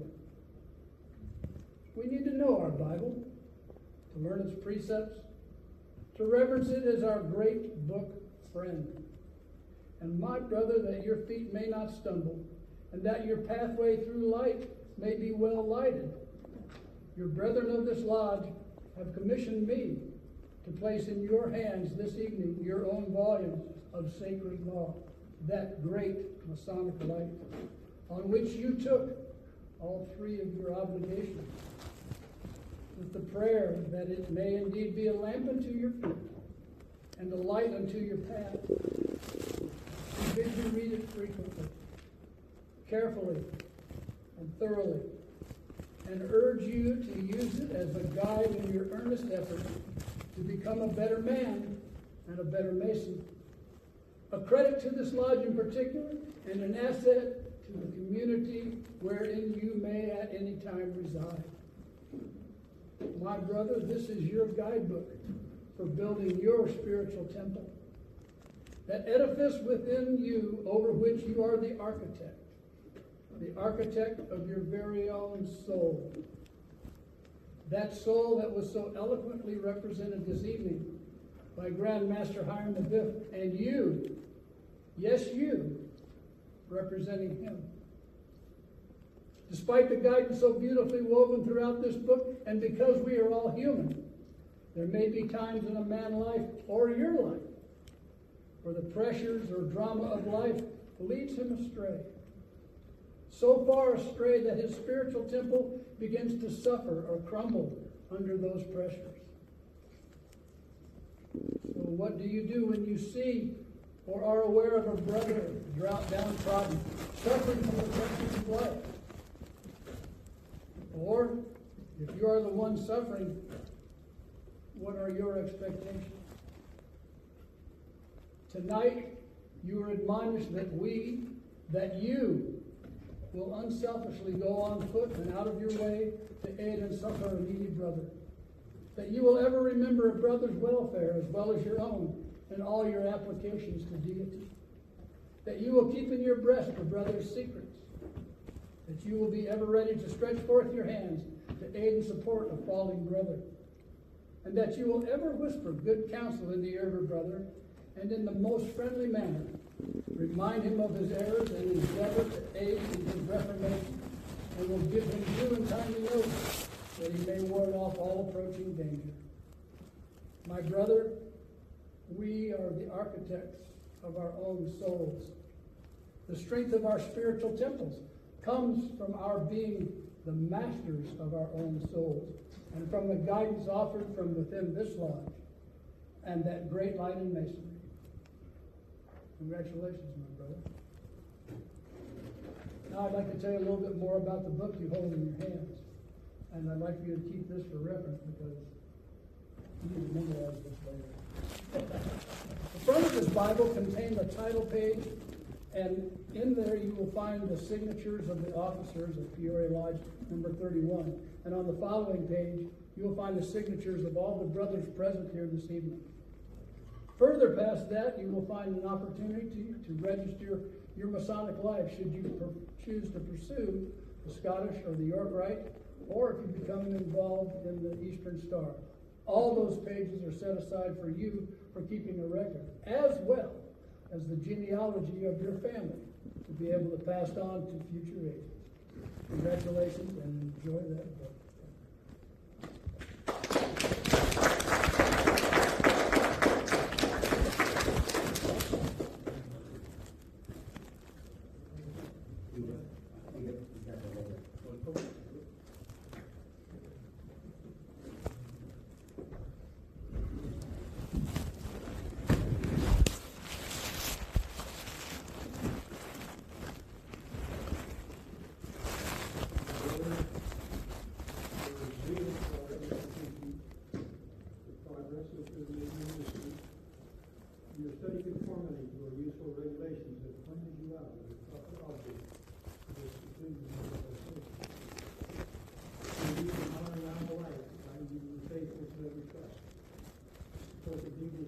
character on all occasions, and strenuously to enforce my precept and example, with steady obedience to the tenets of free ministry.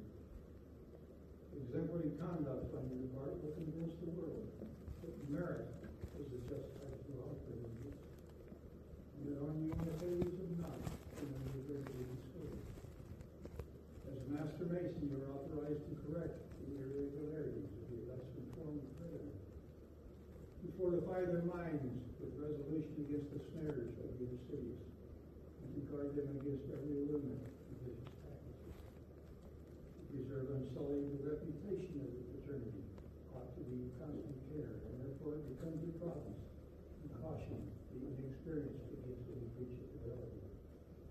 To your inferiors in rank or office, you are to recommend obedience and submission. To your equals, courtesy and affability. And to your superiors, kindness and condescension. Universal benevolence you are zealously to inculcate by the regularity of your own conduct, and then to remove every aspersion against this venerable institution. Our ancient landmarks you are carefully to preserve and never to suffer them under the pretense to be infringed. You are never to countenance any deviation from our established customs. Your honor and reputation are concerned in supporting the dignity and respectable character which you now bear. Let no motive, therefore, make you swerve from your duty, violate your vow, or betray your trust. But be true and faithful and imitate the example of that celebrated artist whom you have this evening represented. Thus you will render yourself deserving of the honor which we have conferred, and be worthy of the confidence we have reposed in you. Brother Senior Deacon, you now perform the traveling charge.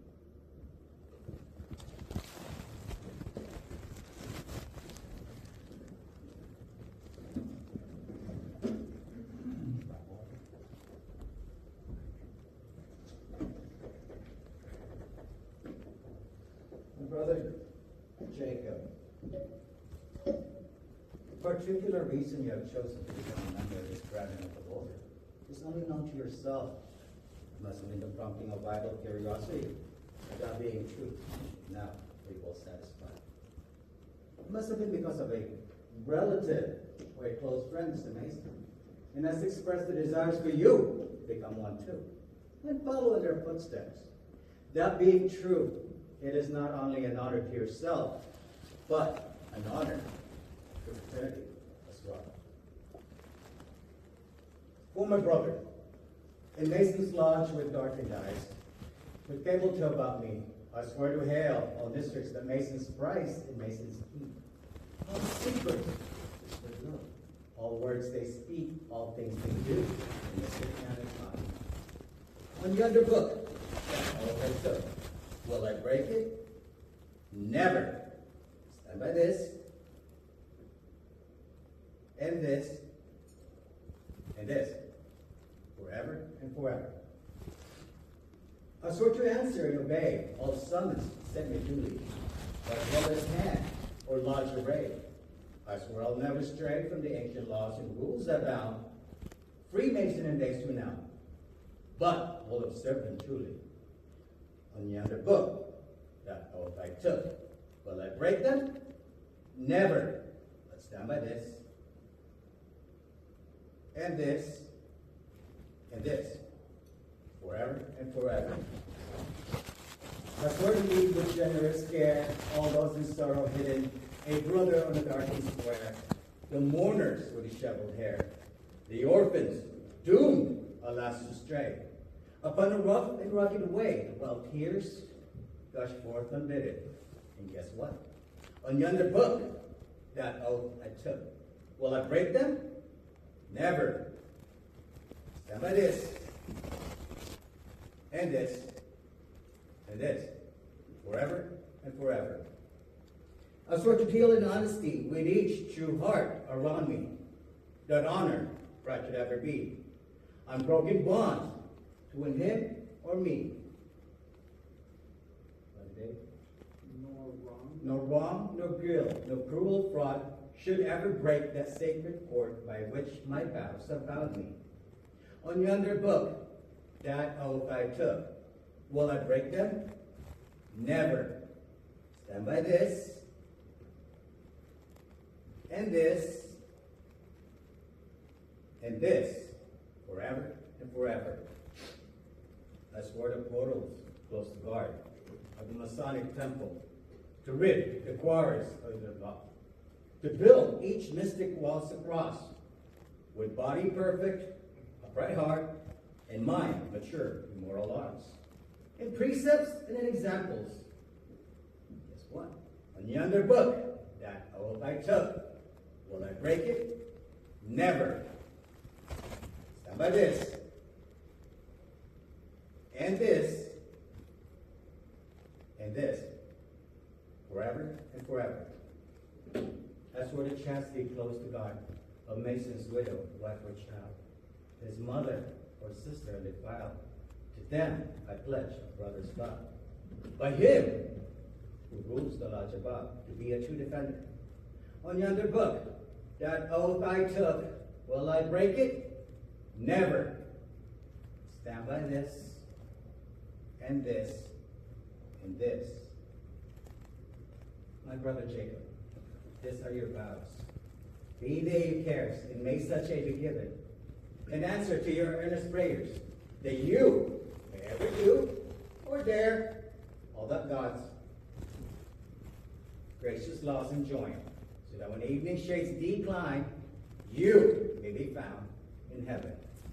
Say with me, on yonder book, that oath I took, will I break them? Never. Stand by this, and this, and this, forever. Congratulations.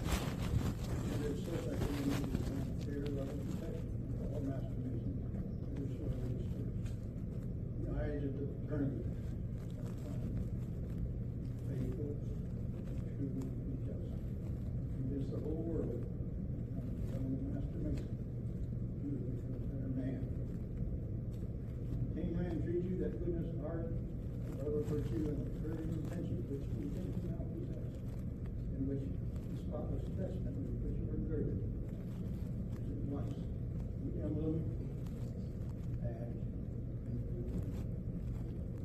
Nothing now remains to constitute you a member of Murray Lodge number 31, free and accepted nation, state of Arizona. You inherit the Secretary's duty, and same bylaws, and subject to you to this burden and responsibility.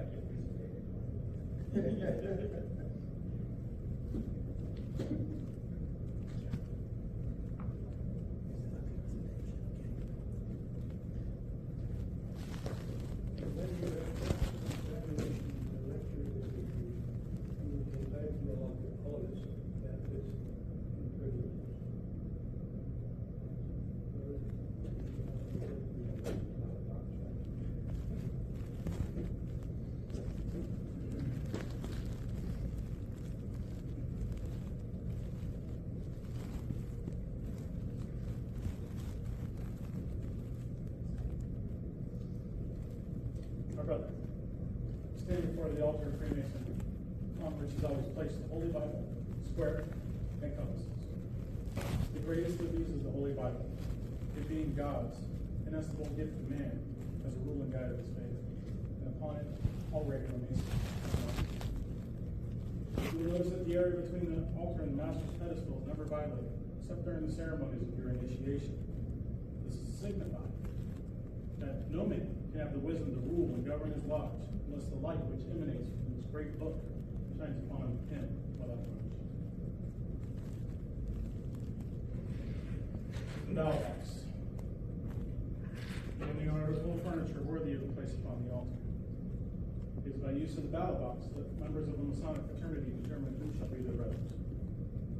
Balloting is a serious duty, one that you should learn to do with absolute correctness and complete understanding. Balloting is done by approaching the altar, giving the due guard, and sign of the appropriate degree.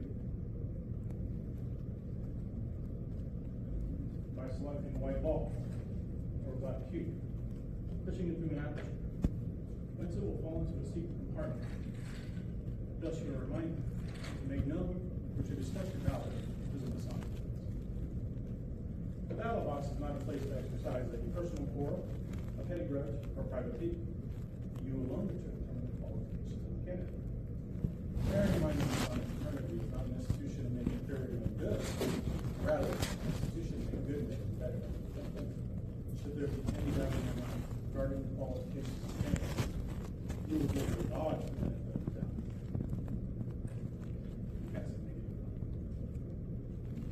Remember that one man can do the fraternity more harm than 100 good men can overcome. So cast your ballot without fear, favor, or prejudice. Remember that white balls are left. All it takes is one black ball, Q, to reject. Look well to your ballot. Vote for the good.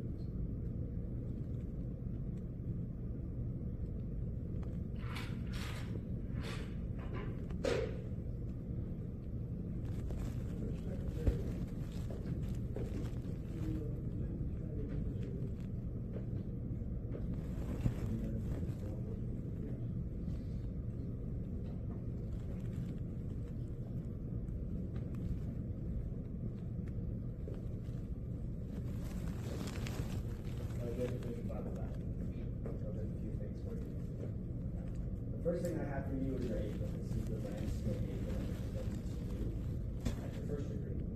When you get back from your hang out. So there's the landscape apron for you to wear. Remember from degree to first to wear is an honorable life. Many brethren will keep it in their case so they pass on, and that is their coffin apron. Other brethren will wear it out without, and George to wear it and have a good time. I also have the trowel that we gave to you earlier today. Remind you how to use this for the day to give you those instructions and then to get back from me. You want to get back to you. That's yours.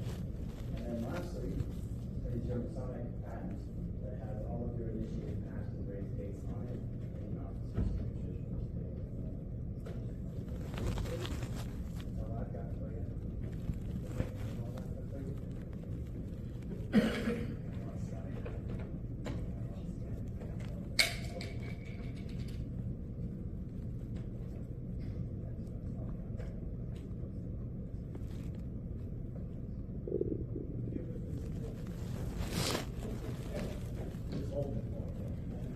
Are there any other presentations to be made this evening?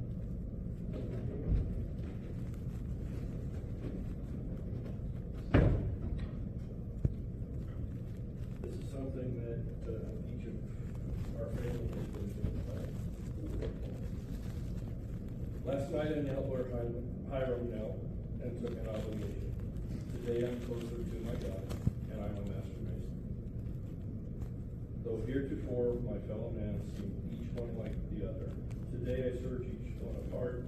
I'm looking for my brother. And as I feel his friendly blessing, it fills my heart with pride. I know that while I'm on the square, that he is on my side. His footsteps on my errand go. If he should such require, his prayers will plead on my behalf, if I should so desire. My words are safe within his his hand forever at my back to help me safely home. Good counsel whispers in my ear and warns of any danger. My square and compass, brother now, who once would call me stranger. I might have lived a normal life and risen to distinctions without my brother's helping hand and the fellowship of Masons. But God, who knows how hard it is to resist life's temptations, knows why I know where Hiram and took an obligation.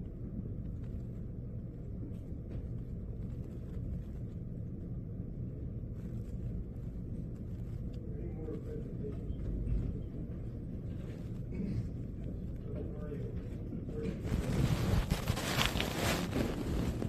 Well, congratulations, brother. You're gonna be very being Master Mason. Congratulations.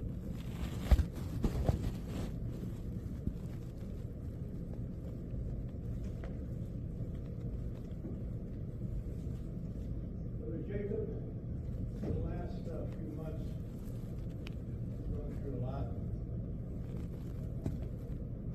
This time, is there anything you'd like to say? You're on deck. I'd like to thank all the brothers here at this lodge. From day one, meeting every one of you, I felt something special, more so than just being a stranger. And I'm just looking forward to getting to know all of you better. Thank you to my Kurdak clan for all the support through this time. And hope I made you proud. And keep going.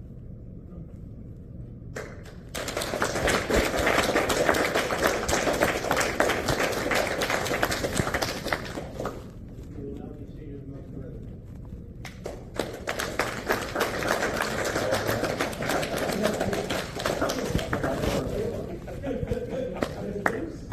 You're welcome.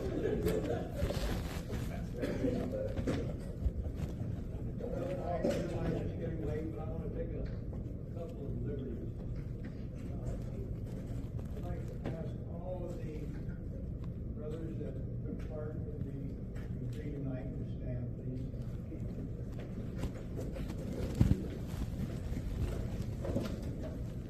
Brother Senior Deacon, would you direct them west of the altar?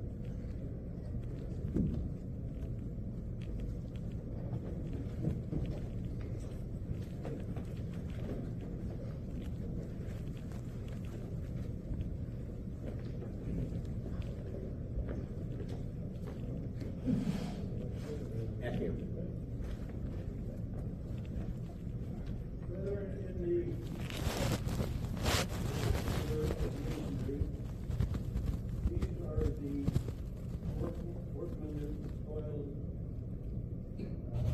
for tonight. We didn't just toil tonight, we toiled in the past. We memorized their work. Brother Mario did a fantastic job on the lecture, and I believe every one of these brothers should be congratulated.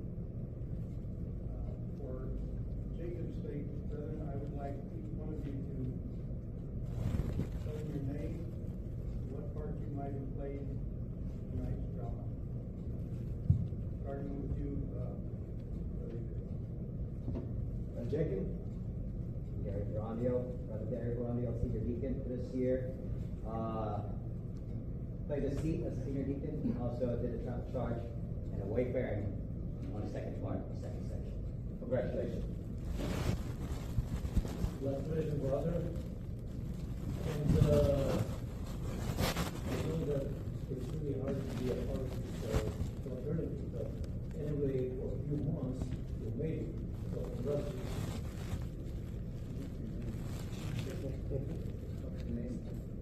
My name is Monkey.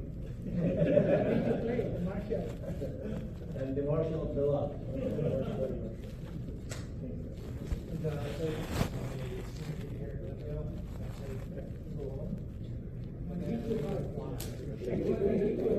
Remember him.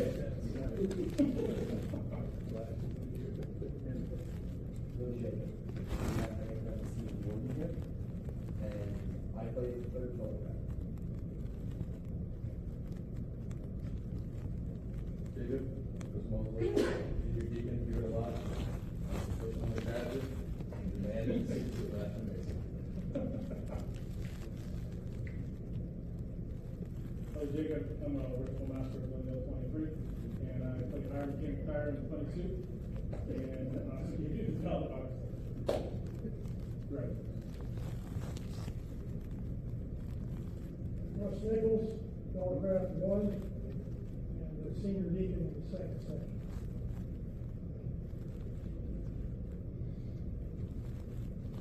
Jacob, I'm Mike Rosen. I presented to your Bible. I'm also the chairman of the membership committee for Peoria Bronx Studio. Should you ever require any additional members? So it looks like you got third. Brother Jacob, congratulations. I took the pleasure of shaking you around a little bit as you look like second. David Aguayo, I'm the treasurer of Peoria Bronx. Brother Jacob, or you my great sitting master of Peoria Land.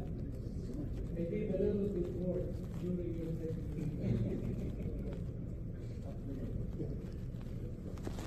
Mother Thomas Senecaler, Deacon Stewart at Peoria Lodge, and did that job tonight, and I made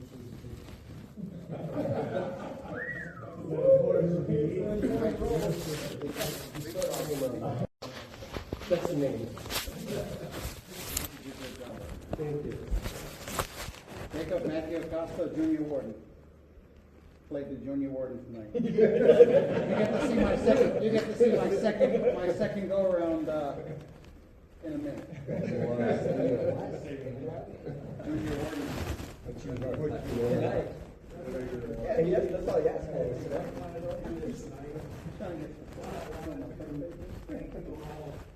For being working in the park. And the other reason is so that when Jacob sees you, will put the name together with what you did to raise him to sublime degree of master. And once in a lifetime.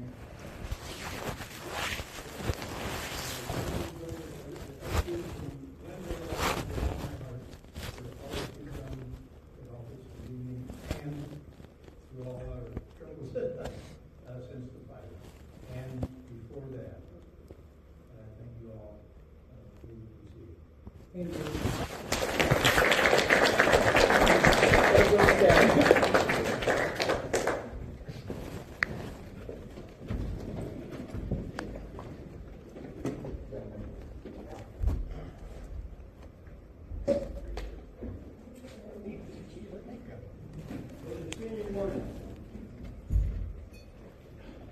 there anything further to be brought before this lodge of Master Mason before we close?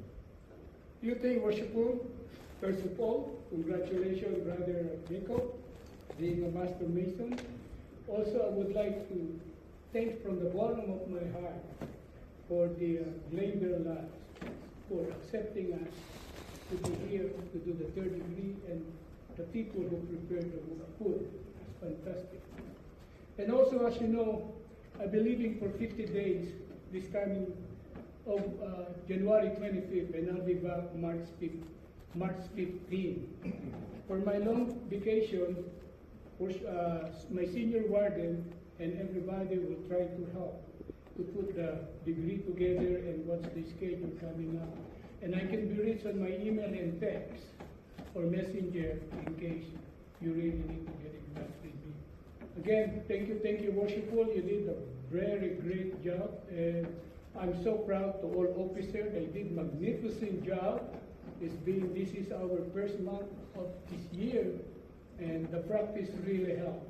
Thank you very, very much. Anything in the south? I'd like to thank Glendale and everybody else who stepped up to help us out with this degree and for having us.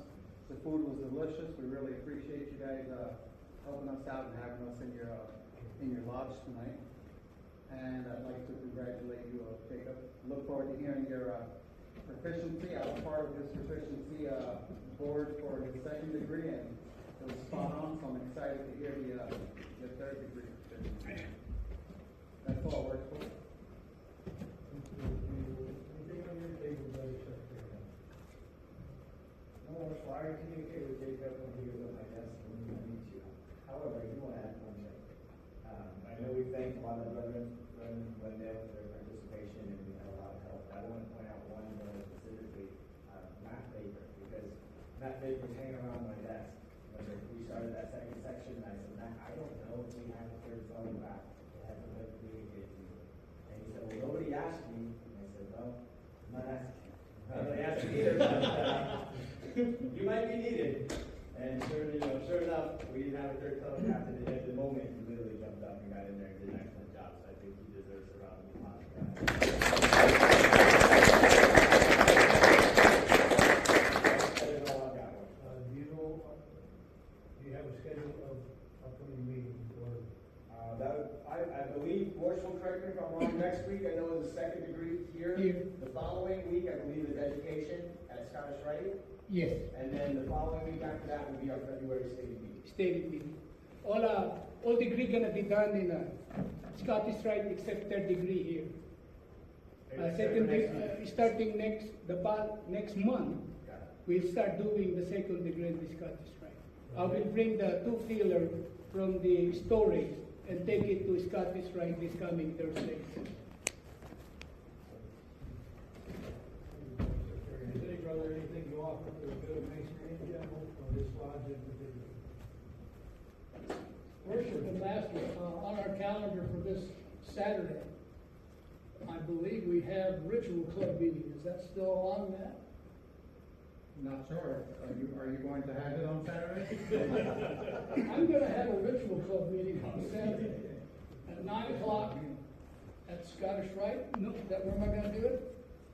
Well, let me address that. I sat with Brother Hal and Antonio. Yes. And I did not discuss. We discussed the future meeting except Tuesday.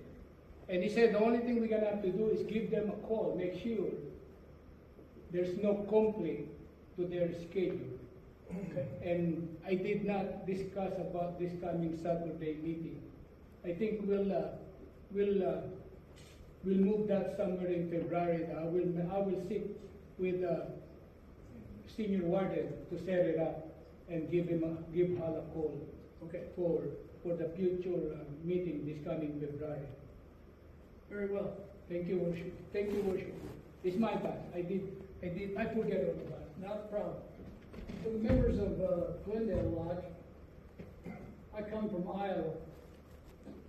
And we had for many years a meeting called Blazing Star, in which a group of lodges would meet on the fourth Monday of the month.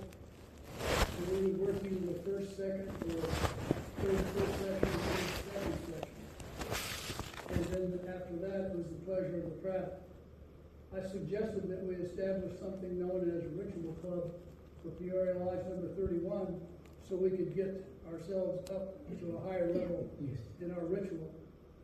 Preserving the ritual correctly and delivering it correctly needs to be our focus. Not our only focus, because the other half of it is our fellowship. We don't want to neglect who we want.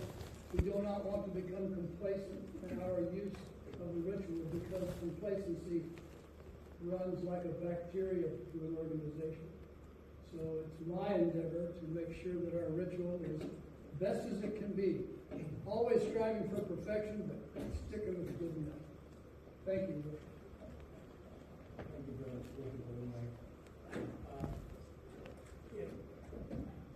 In case any of you wonder why I use a study hall as a gavel tonight, my youngest son, Jamie Werther, gave me this a couple years ago, and I don't know where he found it, but every once in a while it comes with something, comes over to the house with something Masonic, and said, here, Dad.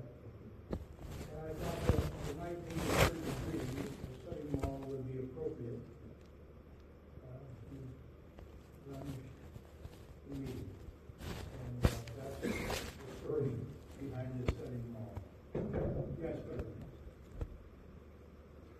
I just want to point out something from Glendale's schedule. So this coming Thursday, we will be doing a third degree as well.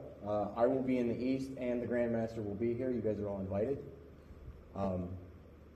It's going to be a fun night. He's going to be here to present 2 50-year awards, and hopefully we'll get to do a little bit of extra ceremony and receive him in his official capacity. That's this coming Thursday? This coming 2 days from now.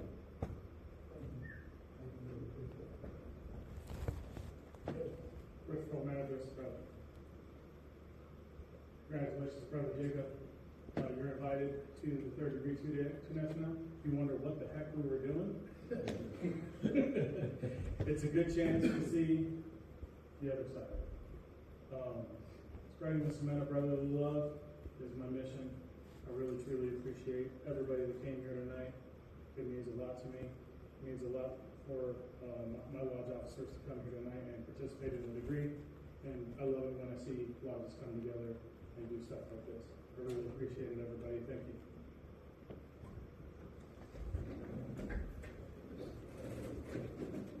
Yes. Worshipful Master, hopefully you enjoyed this tonight. And next Tuesday, the Rainbow Girls will be cooking dinner for the lodge. So, I don't know if any of your people here realize that Glendale is an eating lodge, and we always, I repeat, always have food for a degree. Sure. Always. That'll be a week from tonight. Yes, Worshipful, next Tuesday. I'd like to welcome, congratulate and welcome Jacob. I'd like to thank everybody for what they did tonight. And I'd like to recognize Worshipful, who, unless my son moves back to Phoenix, this may be the last time we meet. I'd like to recognize him for all his hard work and the legacy he leaves.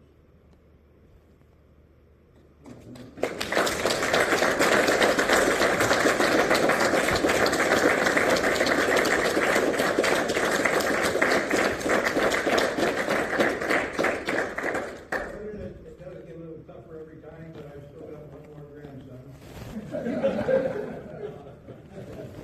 So I'm not gonna count myself out yet, but it might take a little more effort. How old is that grandson? That grandson is, how old is he? 22. Oh, he's very nice already. 22, he'll be graduating from Humboldt University this May, and he'll be back in the valley, so. May. We'll see what comes down the pipe. There'll be nothing else, Brother Junior, the last as well as the first and most important care of Elijah Mason Unconditional. See that the lodge is tiled. Perform that duty and inform the pilot that I'm about to close this lodge in Master Mason and direct him to pilot accordingly.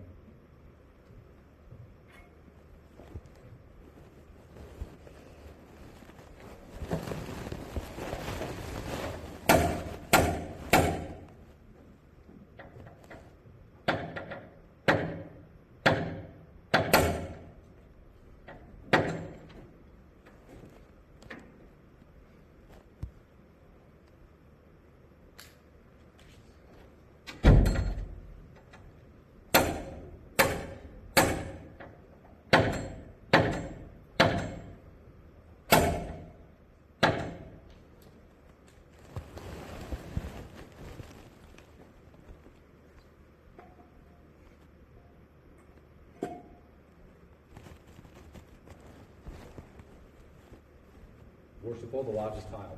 How found, Brother Junior D. By a brother of this degree, without the door, armed with the proper implement of his office. To be there, my brother. To observe the approach of hounds and eavesdroppers, see that none pass nor repass without permission of the worshipful master in the east.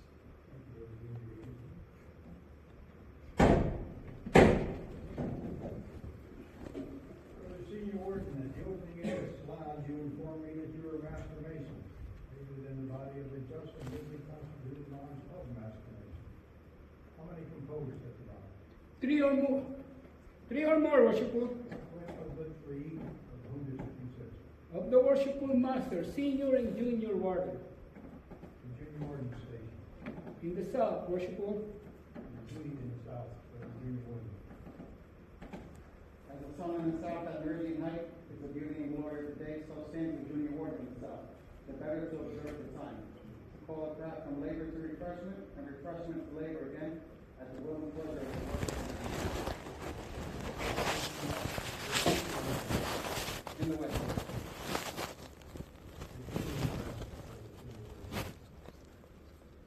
As the sun in the west at the close of the day, so is the senior warden in the west, to assist the worshipful master in opening and closing his class, to pay the crowd their wages if any be due, that none may go with his satisfied. Harmony brings the strength and support of all society, especially of ours. Station of worship master. In the east, And his duty there, my brother. as the sun rises in the east to open and adorn the day, so rises the worshipful master in the east to open and govern his life, in due time to set the crop at work and give them necessary instruction, whereby they may pursue their labor.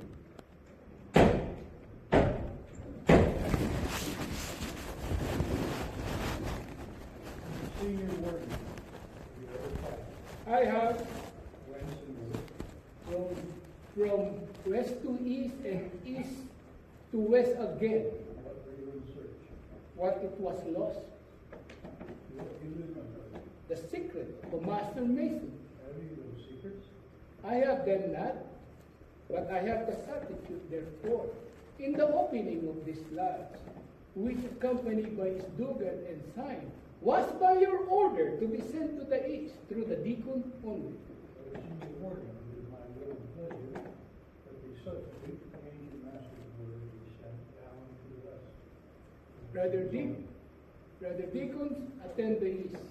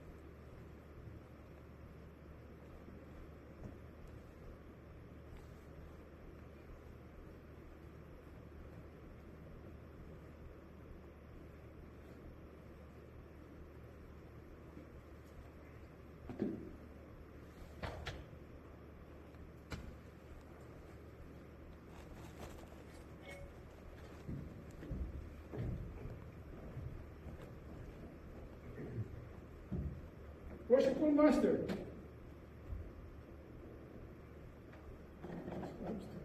the substitute for the ancient award, accompanied by slogan and sign, has come down to the west to the deacon correctly. It is therefore safely deposited until it called for. But then before we close, I've got one little story I got this year with you about Jacob. I first met Jacob about 6-7 years ago, something like that. He was attending San Diego State with my granddaughter and was dating her at the time. And my wife and I were over there and set up a time when they should come and meet us. Getting restaurant and pizza parlor down on Harbor Drive. And they showed up, and being the type of grandfather that I was, I asked Jake a lot of questions. Since this was a fellow that was dating my granddaughter, this fellow from Seattle. And I think maybe he thought he was getting the third degree. And little did he know, a few years later, he would get the real third degree. And the other part of that is, as the evening went on, I kept going in the back of my mind, Ellen, hang on to this guy, he's a man. And I'm happy to say she did, and he is. Jacob, I love you. Brother Senior Warden, it is my willing pleasure that the slide of Master Masons be now closed. This you will communicate to the Junior Warden in the South, that the brother may have a little understanding. Our Junior Warden, it is the order of the worshipful master. The lots of Master Mason be now closed. This you will report to the brethren, that they may have to notice thereof. Brethren, it is the order of the worshipful master that this lodge of Master Masons be now closed. Of this, take due notice and govern yourselves accordingly. Together, brethren.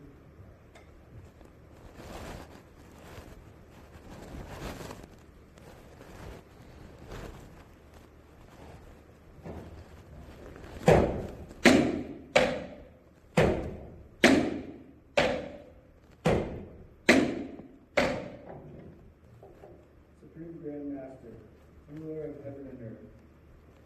Now that we are about to separate and return to our respective places of abode, wilt thou be pleased so to influence our hearts and minds that we may each one of us practice out of the lodge those great moral duties which are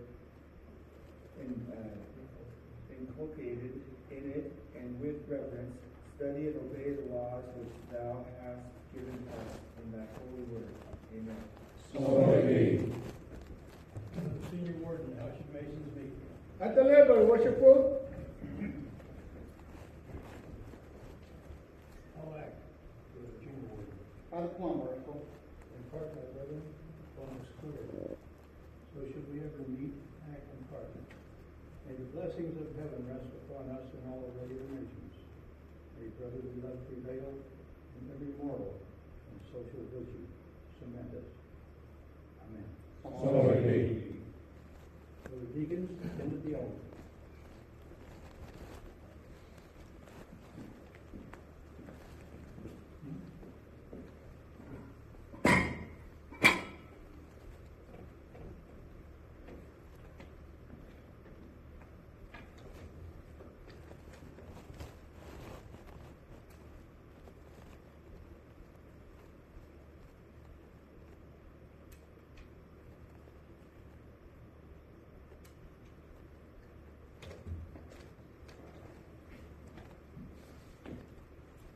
I declare this lodge of Master Masons to be closed by the Junior Deacon and form fire.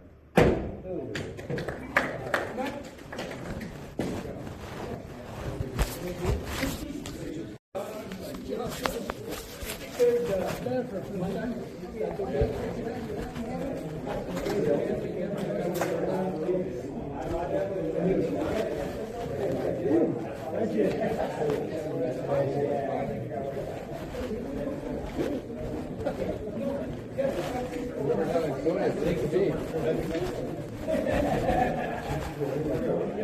Oh, really?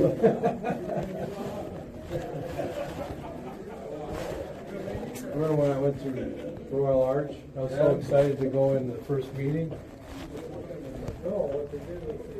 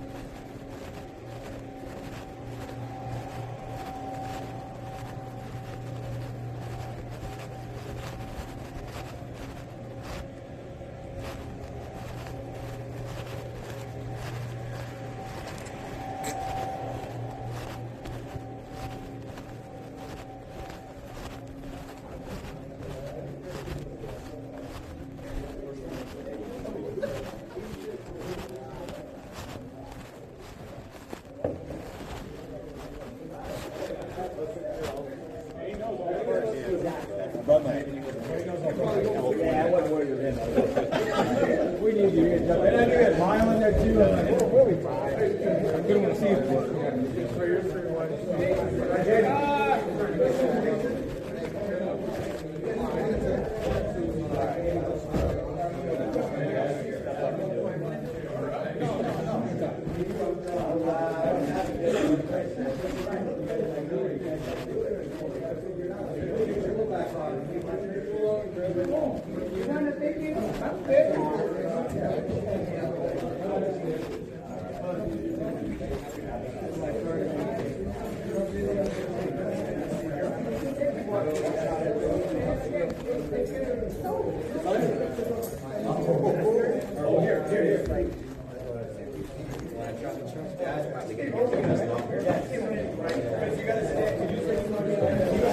Yes, thank you for having me. It's good to be here. Tuesday we'll be here, I guess. Yeah.